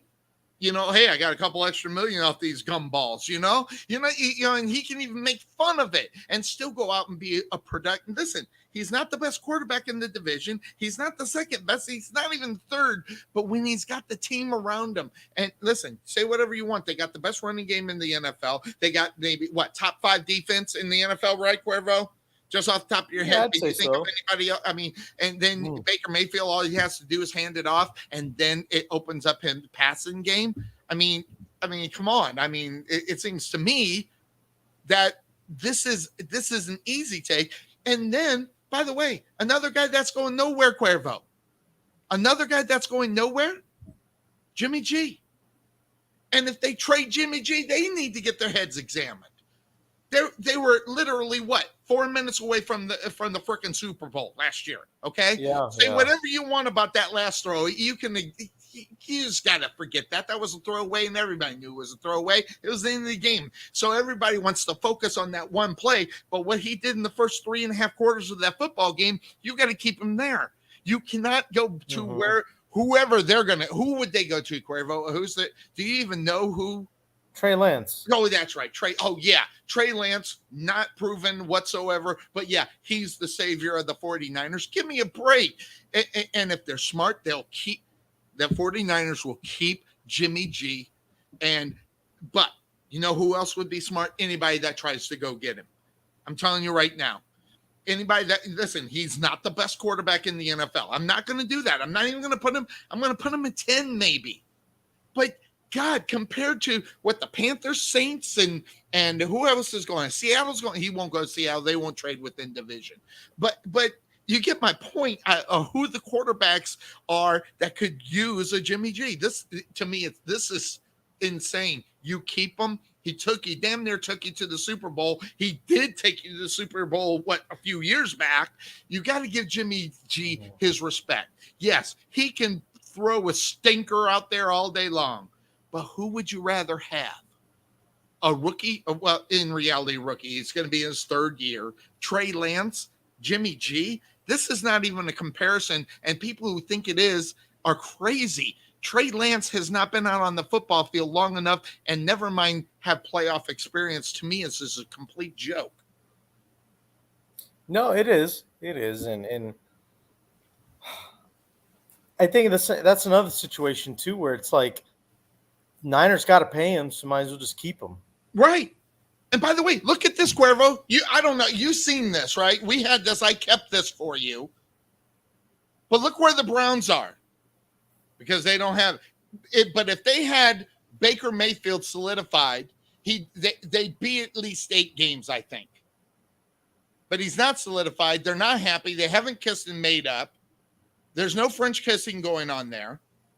Look where and then take a look at where San Francisco is at 9.5, and they think Trey Lance is going to get them the 9.5. No, that number's there because even Vegas knows Jimmy J ain't going anywhere, because they're not getting 9.5 with Trey Lance at the quarterback position. Yeah, no, absolutely. I mean, you think about last year and the way that the way things went with the Niners and everything, and I think the fact too that Deebo Samuel's still a 49er. Yep. That is another reason why a lot of wins are predicted next year for the Niners. So. Well, yeah. I don't. A Washington fan. Anthony's a Washington fan. Hey, could you imagine him in Washington? Jimmy G in Washington, man. That's where quarterbacks go to get hurt. I mean, look what happened to poor Alex Smith, man, dude. Jeez. I mean, look at RG3. The guy got knocked out of the game so much he looked like a pinball. I mean, so the poor guy. But interestingly enough, Cuervo, Washington. Look at that number at 7.5. If that's Jimmy G, he's 9. That's 9. Especially with the division of football that they play in, that number's 9. I mean, and look where the Eagles are. They're at 8.5, and that's with their. I don't know. Is he a good quarterback, Cuervo? What's that cat's name out there? Slipping my mind because I'm an old man. The Eagles? Yeah. Talking about Jalen Hurts? Are they 8.5 with Jalen Hurts, Cuervo? Man, that's tough, Sonny. I want to believe that the Eagles will win it, at least 8-9 games. I just think that the thing about Hurts is he's got he's got AJ Brown now. Use your weapons. I'm trying not to give too much because I know we're going to do division breakdown soon. Yes. We actually got to start that soon. Yeah, but Jalen has to play the quarterback position the way it's meant to be played. Mm-hmm. And so, I mean, I just look at these teams that need a quarterback.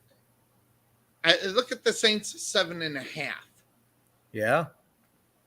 I mean, could you not use Jimmy G in Seattle, or New Orleans? I mean, my God. I mean, and some of these bad teams that really could use a guy like that. It really amazing. You go to the Panthers at 5.5. That's the one I was just looking at, Sonny. Yeah, Jimmy G, because that's some of the gab that's going on right now. I just think people are low on Sam Darnold. I think he's going to surprise people this year. Yeah, how many years have you said that in a row? I don't know. I know I've said it in a row. First time. I stopped. First time I've said it. So I stopped. You picked it up.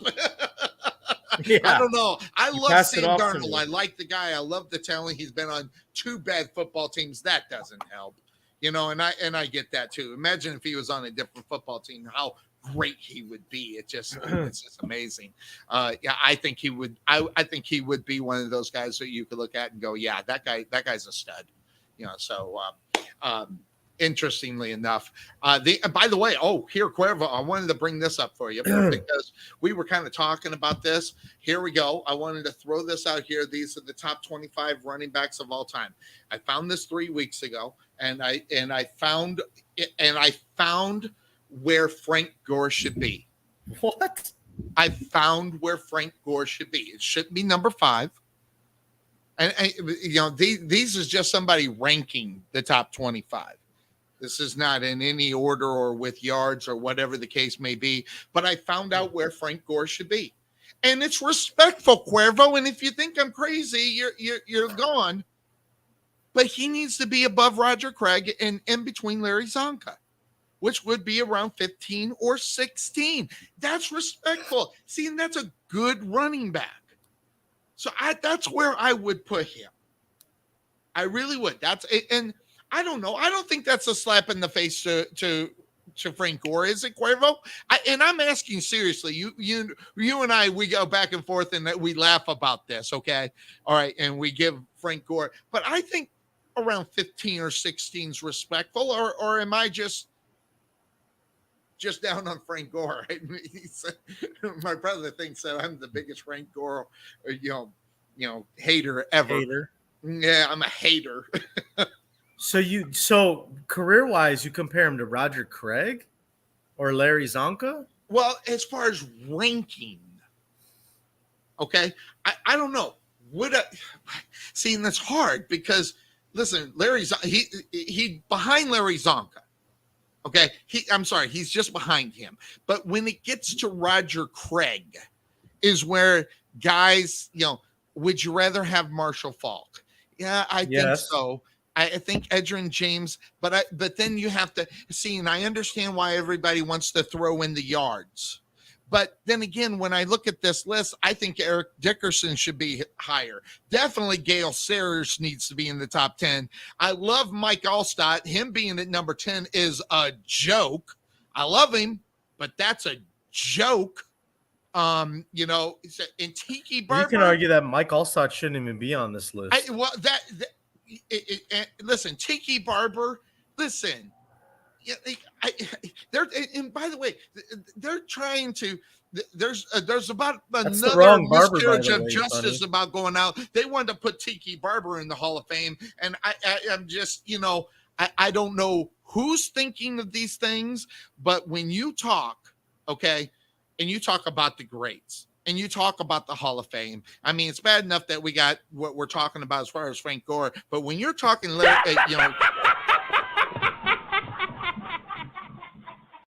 Tiki Barber is not a Hall of Famer. I'm sorry, he's not.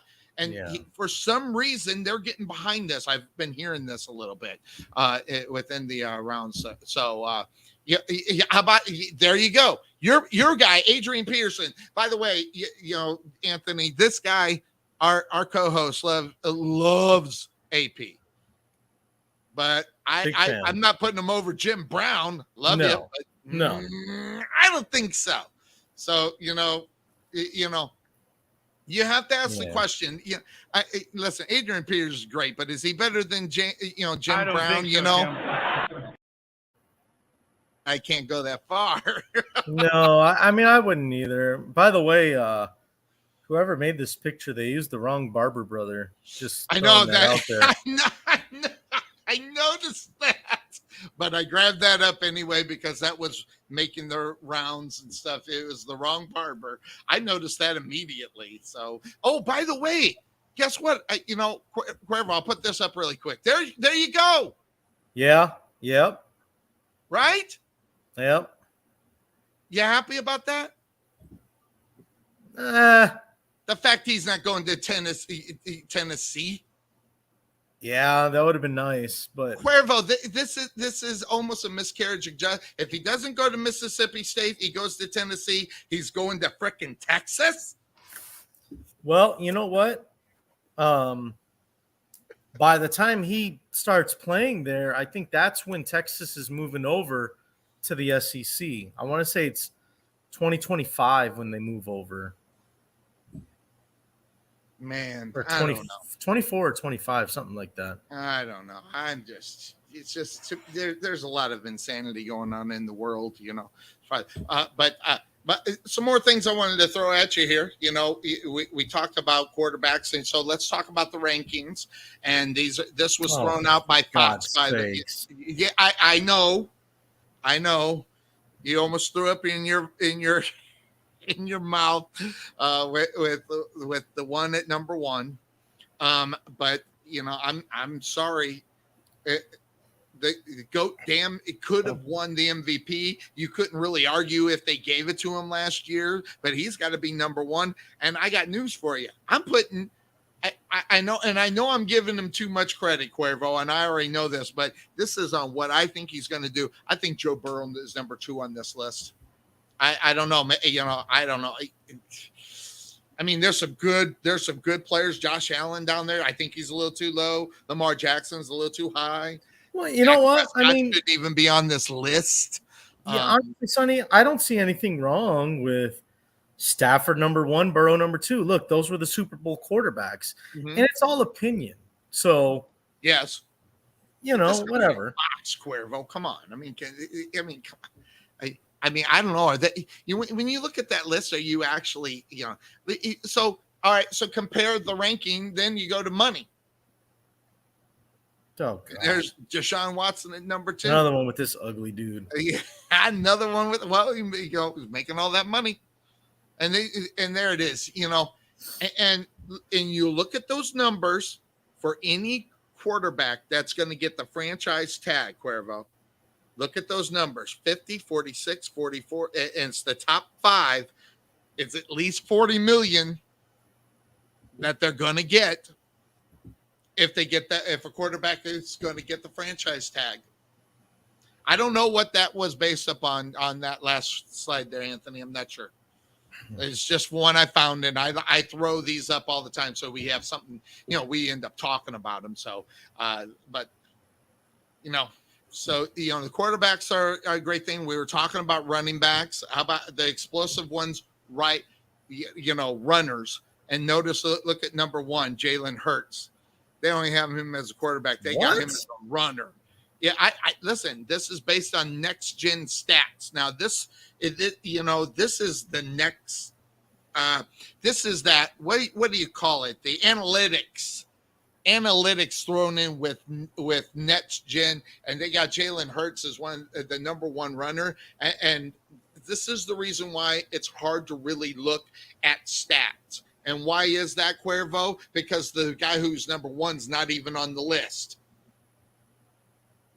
Where's that Tennessee Titan running back? Oh, yeah. Listen, Alvin Kamara is great, but listen, he's not.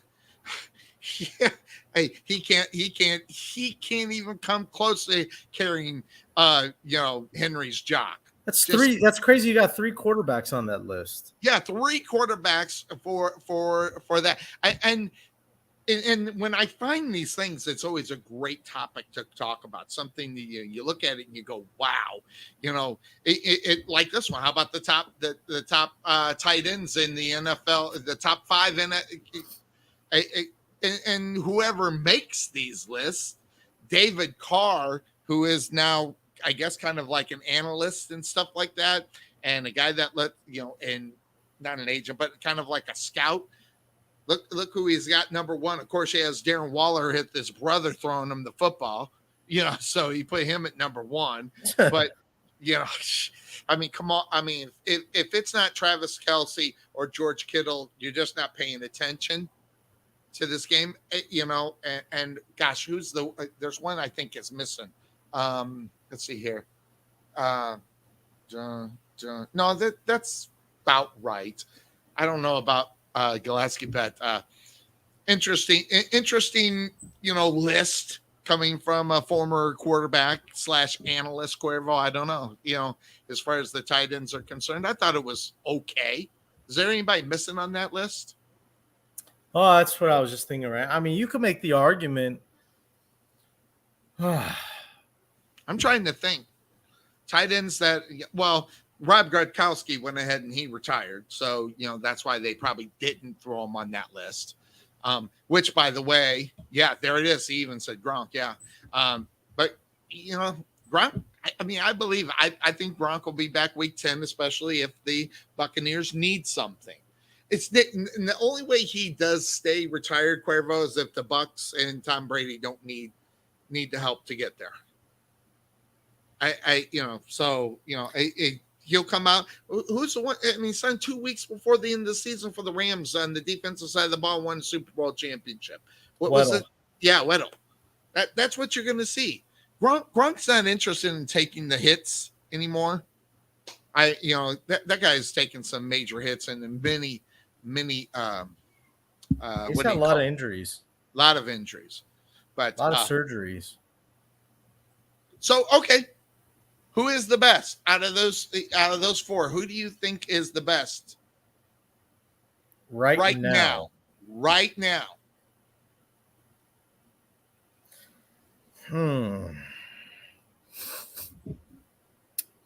Well, I mean, it's hard to argue against Brady, but if I had to pick one right now to play for next year is what I kind of looked at this, and I think I know who I go with. Who do you go with on these four for, let's just say, right now for next year? For next year. It's tough. It's for me, it's between Allen and Brady. Yeah. I had Allen number 1, Brady number 2, Mahomes number 3, and that ugly green guy that's mainly because I don't listen, you can say whatever you want, but when you lose Devontae Adams, you lose a weapon. Not just a guy that can play. That's a weapon, and that's hard to make up for. So that's really hard to make up down that far. But but if I was going to do it, the longevity. If I'm going longevity, I take Allen. Then I go Brady, and then Mahomes. I mean, geez, you almost flip Brady and Mahomes and make Mahomes for at least for the future. I mean, because I think Tom Brady at best has only 2 more years in reality to play. And there you go, Josh Allen. I think I'm right there with it. I think the guy's a stud. So now, by the way, big news. Well, okay, not big news, but if you live in Pittsburgh, Cuervo, and Bryce is not here, so he can't defend it. I don't think. And by the way, just for the record, I don't think Bryce would defend this at all. Oh my God, yes. At all. Because I'm wondering if he's top 3 on his own damn team. Okay, so that's number 1. But in the NFL, I mean, come on. So Chase, I guess I want a little bit of what he's. You know what, Sonny? Can I try to just be Bryce right now? Because I think I know exactly what he would do, what exactly he would say. What? Yeah, Bryce, let me just try to reenact how I think you would react to this news. Listen, Chase Claypool needs to go get drug tested. Sonny Clark, take him to wherever you get drug tested because quite a bit. Chase Claypool is a top 3 receiver. What?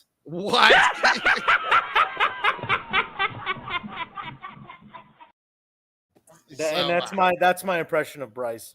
If he was here, that's not bad. That's not bad.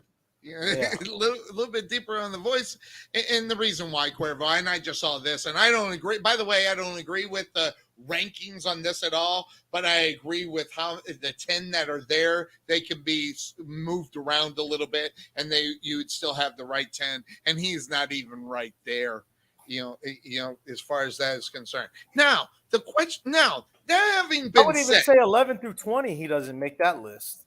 Well, Cuervo, I think the potential for him to be was there, but the problem is he got one good year with Big Ben throwing him the football, and he had some success. And then after that, there's nobody throwing him the football to maybe try to prove that he could be top 3. Because listen, when you look at even right now, let's say Big Ben, Big Ben was top 15, top 20 quarterback in the NFL. That's how bad now, if they had Big Ben in his prime with Claypool, maybe that could work. I mean, I'm trying to find excuses for him. But as far as him just coming out and making the statement, I don't think there. So no he's top 3 in the NFC North. I don't even think that, because they got 3 wide receivers that in Cincinnati that received the ball over 3,000 yards with 3 receivers in Cincinnati. So, and he didn't even break 1,000. So, it's one of those weird things when you see it. So, and more on the fact, but the NFL right now and teams where they are, and especially think about this, the divisions of football, Cuervo, especially that NFC North is, even now, even with what's going on in Cleveland, it's still going to be a tough division. Not that Cleveland's going to be out there, but you look at the division titles, okay? Every team's total winning titles, and you see the ugly green guys up there, with those. But looking at teams right now that are having problems and teams that should have more, the Arizona Cardinals, look at that number on division titles, 3. Now, should that number be higher? Absolutely. You think about Carson Palmer and you think about Kurt Warner. They couldn't even get in there and win the damn division of football within and that's when they were bad back in the NFC West. But now you have Kyler Murray. They haven't even won the division with Kyler Murray at the quarterback position. But looking at the AFC North, Cuervo, look at the domination of the Steelers at the top of that. I'm kind of shocked at that number, but the other one, that number is kind of shocked, is 6, how low that the Cleveland Browns are compared to the Baltimore Ravens, who haven't been in existence as long. Yeah. And that's not like, because they were the old Browns, we're going to carry that number over. No, that's how many they've won. They've been the Baltimore Ravens. Right.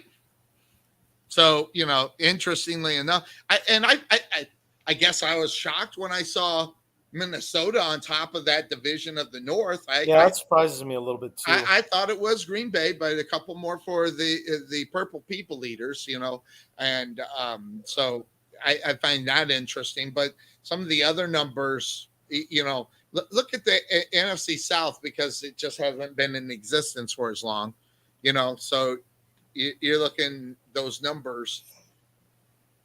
I saw this one. I just thought that was a very interesting thing, and more in the fast. You knew who had the most in the AFC East. You knew it was the Patriots. Patriots, right? But man, you take away those 22 years of the domination of the Dolphins, Bills. I just find it interesting. As far as the team concept of the NFL and where they are. And think about this, go right to this, average home attendance, over 100% of the Kansas City Chiefs. And shockingly enough, there's Minnesota again, Cuervo. I just, listen, I knew they had fans, but damn, I didn't realize they were, and this is via ESPN telling us this. So, hell, I find that quite shocking as well. So, but 64% in Washington, and then the Lions at 78%. But when you get in those high 90s and stuff like that, you got some bad football teams up there that get the average. Look at Cleveland; they're bad. So. They come this out was back in 2021. So, the Steelers surprised me, actually. You would think for as diehard as that, the fans are. Yes. The Steelers, you would think Ketchup Field would be, have higher home You would think. attendance. You would think. So, I mean, I get it. The weather sucks sometimes in Pittsburgh. It surprises me. Well, And- you want to talk about look where Green Bay is at 95%. They could fill that with bad weather, and they're at 95%. I mean, so good Lord, you would think. I don't know. I mean, that's the whole time. And then, so that's last year's home attendance. Then you look at who's waiting on a championship. So how many years? And right there at the most is the Arizona Cardinals at 70. Jesus Christ. It's bad enough. I mean, it's bad enough 62. I mean, my gosh. Man, I was 3 years old when the Bears won last time. Yep. Yes. Yep. Just a They had the opportunity against the Colts, and they let that one go. But, by the way, that's still one of my favorite, outside of the 85 Bears. That's always good. One of my favorite games to go back and look at, Cuervo, are the games, the Super Bowl with Lovie Smith and Tony Dungy. Love that game. I watch that game all the time, actually. It's, it's one of my favorites. So, but. Well, it started off great. Yeah, it did. Yeah, it did. For you, yeah. Hey, by the way, look at this. This was going back to Miami on all the talk about where was that was on the private boat ride. They offered him $25 million a year, Cuervo. Hell, we thought $10 million for John Gruden was 4 years, $100 million. I mean, listen, I know he's good, but I mean, is Sean Payton worth $25 million a year? I mean, apparently Miami obviously thinks he is, but I mean, sane minds. I mean, is he worth? Okay, I probably shouldn't say that, but something in the back of my mind makes me wonder. I mean, listen, Sean Payton's a good coach. There's no, but $25 million. It's like it's a lot. Dang, that's a lot of money. I mean, John Gruden was making a boatload of money doing what he was doing as head coach. He had that number. It was a long time, but man, Gruden up on top of it. I don't know, but I don't know how. So now you haven't been on the show for 3 weeks because of vacay. Thank God, right? You needed some time away. I get it. And is there anything that I did not bring? I know there was a lot of stuff I covered while you were gone. Is there anything that you remember or think that we haven't covered here, or that you want to get your 2 cents in on? We got to keep our ears open for a possible Alvin Kamara suspension. I heard that's right. So I heard about that. That was in the news. That was in the news. That's because of that. Yeah, but interesting. Listen to this, Cuervo. He beats the hell out of some guy, but Watson's doesn't even give the suspension yet. I don't know. It's just the insanity that is going on in the NFL. Now, I'm not saying Kamara should have done, which, by the way, I don't know the background on it.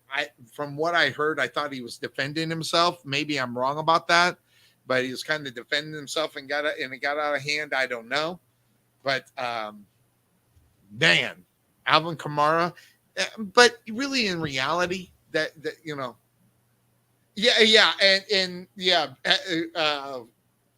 what's his name? Hill talking about Tua and the act. I mean, geez, what is marijuana legal down in Miami now? Down in Florida? Are they? Is Hill smoking it, saying that Tua is more accurate than Patrick Mahomes? I mean, geez, why is the shade for him to say that, Tony? For him to say that, he's on something a lot stronger than marijuana. Yeah, it's got to be worse than the. It's got to be worse than the wacky. And in Miami, you can probably get it pretty easy. Yeah. Probably not hard to find down there. No, probably not. You got the right pharmacist down there. Trust me. Oh man, I just it's insane, and I guess he said something that they weren't going to him or they lost faith in him, but yet they only threw the ball to him more than any wide receiver in the NFL. Oh, but they lost faith in him. Come on, dude. You know what though, Sonny? That just gives Tyreek Hill a really bad look. Because I mean, he didn't have a great look in the begin with. Really, in reality, he's talented. He's multi-talented, big time stuff. But damn, you're not helping your rep in the NFL. I would think. I don't know. I'm just talking about just this situation alone. Like Mahomes hasn't said anything like, oh, well, Travis Kelce's a way better player than Tyreek Hill. Yeah, you haven't heard him saying anything like that. Nope. So to throw shade at him just because you're not a Chief anymore, that's not cool. Like it doesn't seem. What do you gain from doing that? What do you gain from saying Tua's more accurate than Patrick Mahomes? The only thing I can think is he thinks that this Tua guy sucks and he needs to do something to make him feel like he is going to do something to get him the ball. That's the only thing that I can think of. But I don't know. Yeah, I love me some Tyreek. He actually has grown on me. He's kind of like a fungus. He's kind of grown. I've never been a Tyreek Hill fan because I just kind of think he's a punk. So you get underscored with me when you're a punk. But what he's talking about here, Cuervo, it's a punk move in my eyes. It is. No, you're right. Something like that. That's a punk move. And by the way, you got a Super Bowl with him. How many does Tua have or has a chance at? I mean, you think Miami was looking to go to Sean Payton to bring him on board to make Tua a better quarterback? No, it was to make Tom Brady because that was the way they were going to go because they're going to let his sorry ass go if that whole thing didn't go down regarding, Miami and the former coach, and they had to go to plan B. Yeah, it went, you turn like you wouldn't believe. So, man, yeah, I was just watching that. So, but by the way, when are we going to kick into the divisions? We're about 2 months away. Yeah, I would think, right? We're about 2 months away. So we need 4 weeks because we'll cover AFC, NFC North, AFC South. So we need 4 weeks, right? Oh, because 2 divisions per week, right? Right, 2 divisions per week. Let's go. Because I don't even know when the season. I know when the Saxony Mustangs kick off, which is August 25th. They're within almost 2 months. We'd have to start in August, beginning of August, or end of July. End of July or August. Okay. Or we can start earlier in case that 1 week you won't be there. And then we can work around that. So kind of look at your schedule. I'm wide open on Sunday. I literally just sat and did hardly anything. I just did videos for those. I don't know if you saw that little interview that I did with Melvin Bullitt. We were working with Melvin Bullitt. That video is cool. I did about 70, close to 70, maybe 75 interviews. 2-minute interviews. It was so much fun, by the way. It was kicking back. And I'd ask a question. You want to talk about ghosted? They had no clue. As like I might have been speaking Spanish. They had no clue what I was saying. So I had to kind of dummy myself up. I never thought I was all that bright, but evidently I was using words that were going over their head. They had no clue what I meant. What do you bring to the table? And one of them said, well, sometimes the best answer is sometimes I have a hard time choosing from Fruit Loops and Cinnamon Toast Crunch. Well, I don't know why that's such a. To me, that's an easy one. Oh, that was great. To me, that's an easy one, though. It's Cinnamon Toast Crunch all day. Toast Crunch. Yeah, come on. Put it together. Oh man, that was. You know what though, Sonny? I don't eat cereal like I used to. Oh, I do. It's been a long time since I ate cereal. Dessert. I have them for dessert. Like every once in a while, because I'm not a cake guy, but I like cereal. I love me some cereal, and there's all kinds of sweet cereal out there. Even the Honey Nut Cheerios are damn good for a little sweetness happening and stuff. So yeah, I do it. I think Is that your favorite though? I think that's an old person thing. Is that your favorite though, Honey Nut Cheerios? No, it's Cinnamon Toast Crunch. No, really. I mean, if you want to hit us something sweet, man, that'll wake your ass up. I think. I think it's one of the sweetest ones out there. But I do like Honey Nut Cheerios for a little sweetness. And it's still good for you too. So that's yeah. Oh my God. I'm more of I like frosted mini wheats. Oh, I like that too. I like that. That's my favorite. That's your go-to. Mm-hmm. Bite size, or you get the full ones? Either or, but I like the bite size better. Yeah, you can get more in your mouth. Oh Lord! Oh, moving right along. All right. What do you bring to the table? When he said Fruit Loops and Cinnamon Toast Crunch, it took everything I had not to laugh. It was just because I was trying to be serious with him and stuff, so that was kind of cool. But anyway, that's all I have. I mean, I don't know if there's anything else. What's going to happen, Cuervo? As soon as we go off the air, which was another reason why I'm glad we went on a little later, because it seems like every time we go off air at around 2 or 3 o'clock in the afternoon, boom, Sunday night something happens.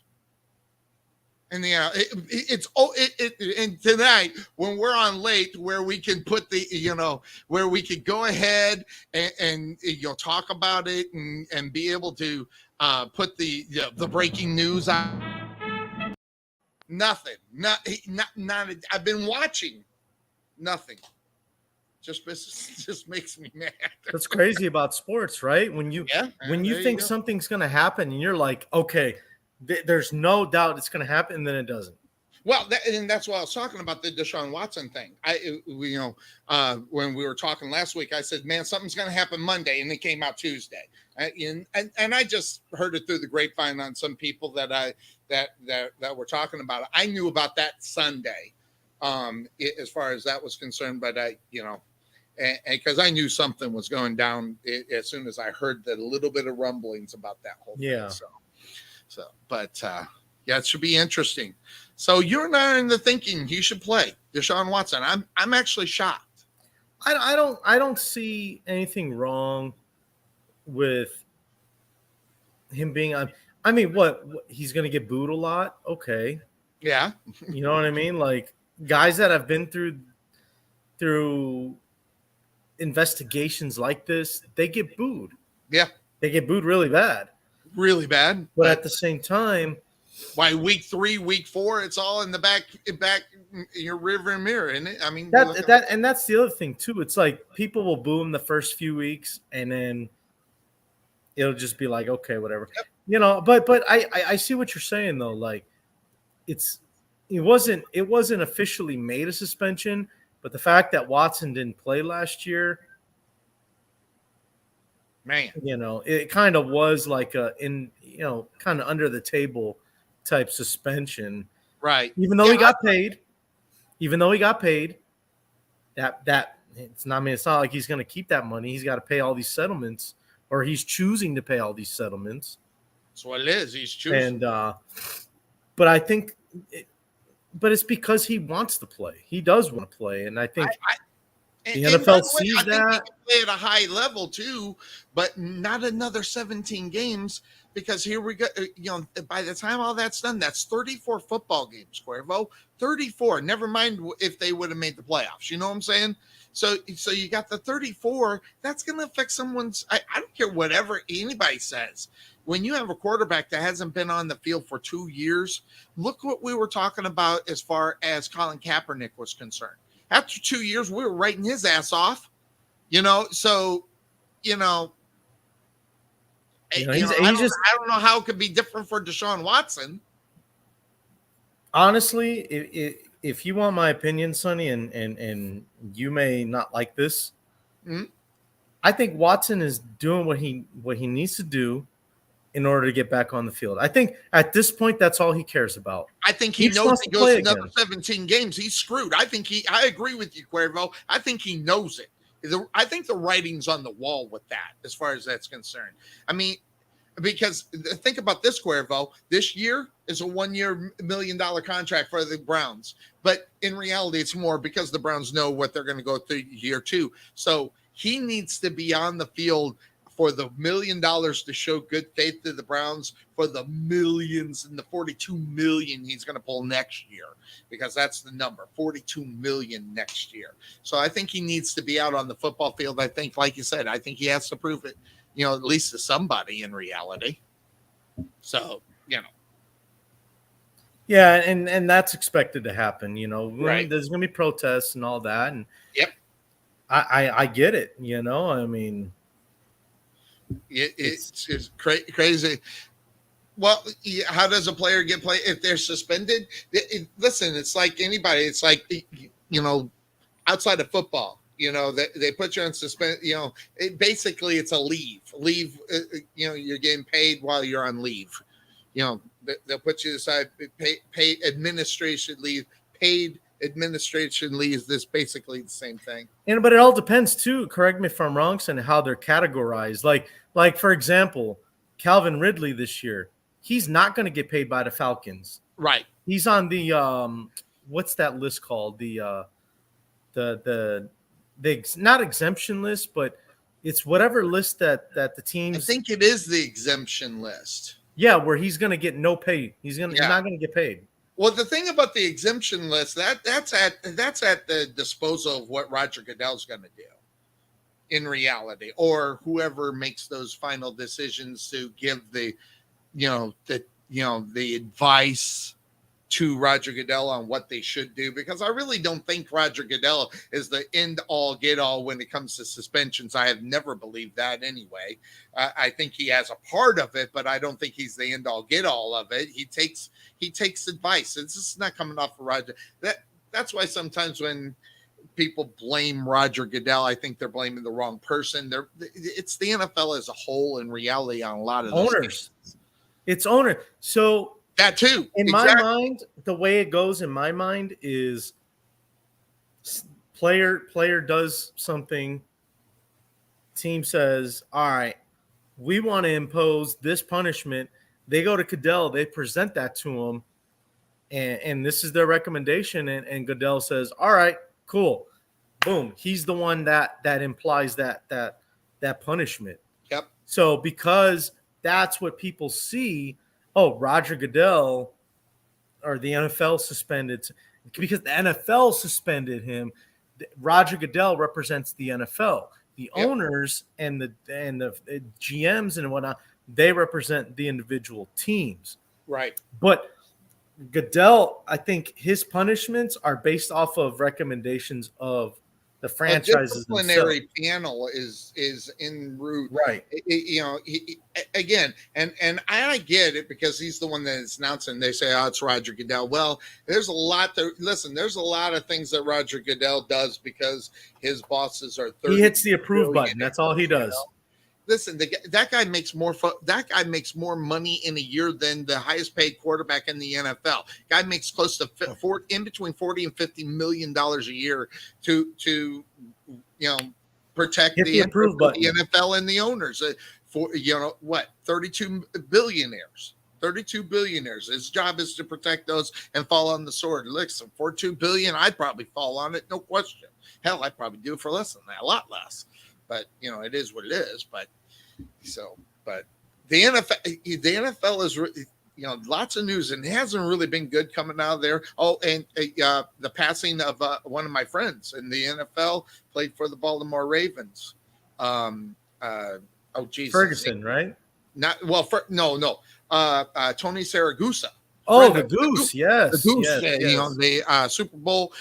He's on my friends list, and we talk back and forth all the time. He would never come on the show, but we always talk back and forth, because whenever he had Sunday, That'd have been cool to have the what it goose was. on. It was NFL and it was an off season his family. So that's the way he did things. So, yeah, that'd have been cool to have the goose on the show. Oh God, it would have been great. I mean, and I don't know if you remember that coach from the indoor football league that we had on. He's very good friends with him, as well as John and Jim Harbaugh as well. By the way, I'm pushing. I've got the request in. It won't be something that I could have everybody join in, but I'm trying my best to get Jim Harbaugh on the show because the Saxony Mustang quarterback went to Michigan, got recruited to Michigan. So I'm trying to get in with Jim Harbaugh. I'm working with his assistant, see if we can grab about 20 minutes of his time to Jim do is in Michigan. Michigan coach, Jim? Yes, as Michigan coach. I'm trying to get that done. And the only thing is that I got friends who know him. So I'm having them try to work with me. Plus, I'm working with his secretary to try to squeeze 20 minutes so we can talk about, the player he went ahead and grabbed up. His last name is Orgy. That came out of the Saxony Mustangs, the team that we're calling this year. So played last year. He's a good football player, by the way. So, so I'm trying my damnedest to try to get him on. That would be epic. It'd be epic, even though we wouldn't talk all the things I'd want to, but at least we could say, hey, we'd have Jim Harbaugh on the show. That'd be great. So, working behind the scenes, we tried to, I did not feel good all day today. I mean, until I knew showtime. I don't know if you're like me, but once I know showtime's coming, I start feeling better. I don't know what it is, but sometimes I start feeling better. And that's what happened today. And I extended it one more hour because I felt it. And I was like, if I had one more hour, I think I could knock this out of the park. And I made it there. So. Yeah, I think today I still have some little bit of congestion from the because I wound up getting a sinus infection and it was bad. And so I took my last antibiotics today. And so I'm starting to. I think tomorrow I'll be good. Get back to normal. Much better tomorrow. Yeah. Yeah. So I'm sleeping better, which is good. That alone, sleep is all about. And plus, oh God, you got to go back to work tomorrow. As I suggested, if you didn't feel well, we'll just do it tomorrow because I'm off tomorrow. Too. So I was like, oh, hey, if something big comes up, I'll give you a call. But I'm not sure what could end up happening. We'll probably hear more about Deshaun Watson and everything else as far as that's concerned. So, but good stuff today. Had a lot of fun. And good to see you. I haven't seen you in 3 weeks, almost a month.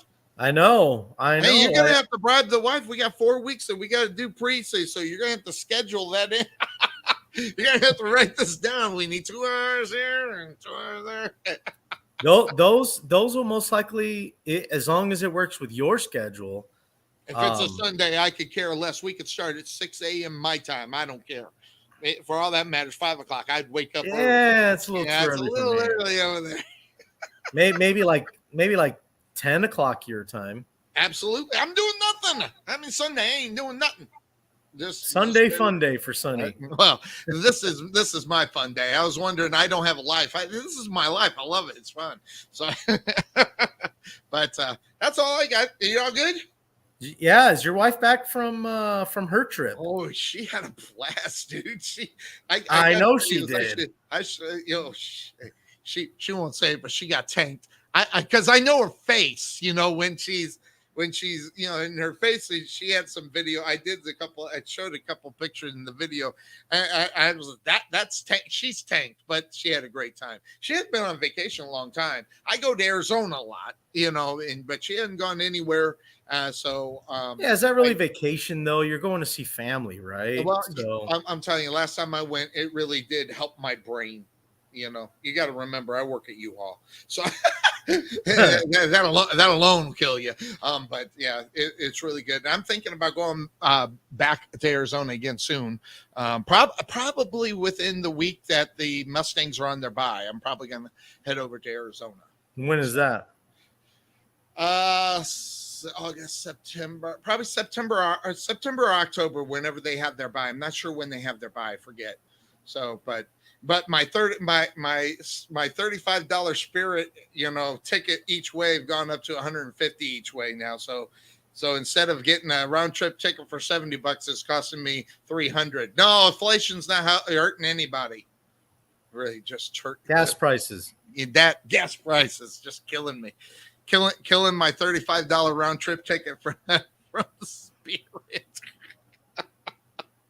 So it is what it is. So yeah. Hey, we ended a half hour early. I mean, so your wife. By the way, I saw a picture of her where she says 1 week this week, and now she's doing that. Is she testing? Is that what's going on? She's testing. You know what? I'm not sure. That was last night, literally last night. Yeah, where she took that picture. Yeah, with her scrubs and she's all suited up, and yeah, I think I'm gonna be honest, I didn't even ask about that, but I think it might have something to do with patience, and because when she got home, she didn't even want to come upstairs without changing. So she went into our laundry room and got out of her scrubs. Yep. So I guess she felt contaminated or something. I don't know. Sometimes when you're really dirty, that's the way I'm at U-Haul. I get home, I go right to the shower. I got to get cleaned. It's just crazy. That's what she did today. Yep. She wasn't supposed to be at work all night, but she did. She worked all night. Yeah, crazy. So that's probably why she had to get off, the today off. So probably so. Yeah, well, she's been on the couch most of the day, half asleep. I understand that. I'm really good at that, by the way. Hey, but you know what, Sonny? She's ready for football season. She should be excited. Her birthday was a couple weeks ago. I saw that. I got her Russell Wilson jersey, so she's ready. Well, that's good. You're a good man. Man, that's going to be an interesting division of football, man. I'm telling you. I mean, supposedly all four teams are good. Supposedly. No, they are. But you know what? Somebody has to be number 1, and somebody has to be number 4. Exactly.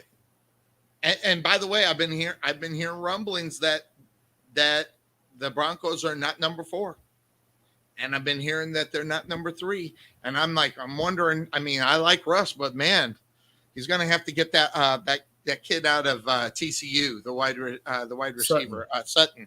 He needs to get in contact. I think Sutton can have the biggest year of his career, and that should help. You should get her a Sutton jersey too, because he's gonna, if everything works out great, he's gonna get 1,200 yards and at least 7 to 8 touchdowns. If they do it right. Yeah. Or win games. I don't know. So, all right, that's all I got. You all good?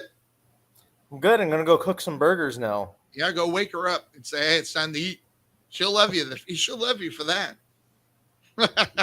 Oh yeah.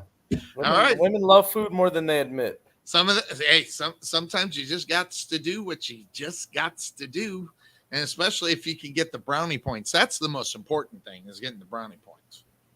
Yep. That's what I'm trying to do now. Keeping the even keel throughout the house. Brownie points are the bomb. So, all right. Yeah. That's going to do it for us here on the Couch Potato Sports Show. Yes, be up on next Sunday. And hey, if 10 o'clock on Sunday works, we'll do it 10 o'clock. I don't care. So you let me know, and then we'll put it out there and get it out there so where everybody can watch, and we'll do that. Yes, sir.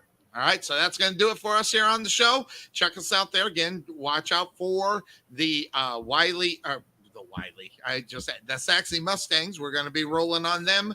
That's going to be a lot of fun. I can't wait for it. So that's going to do it for us here on the Couch Potato Sports Show. 2 months away from kickoff. We're out of here. Bye-bye.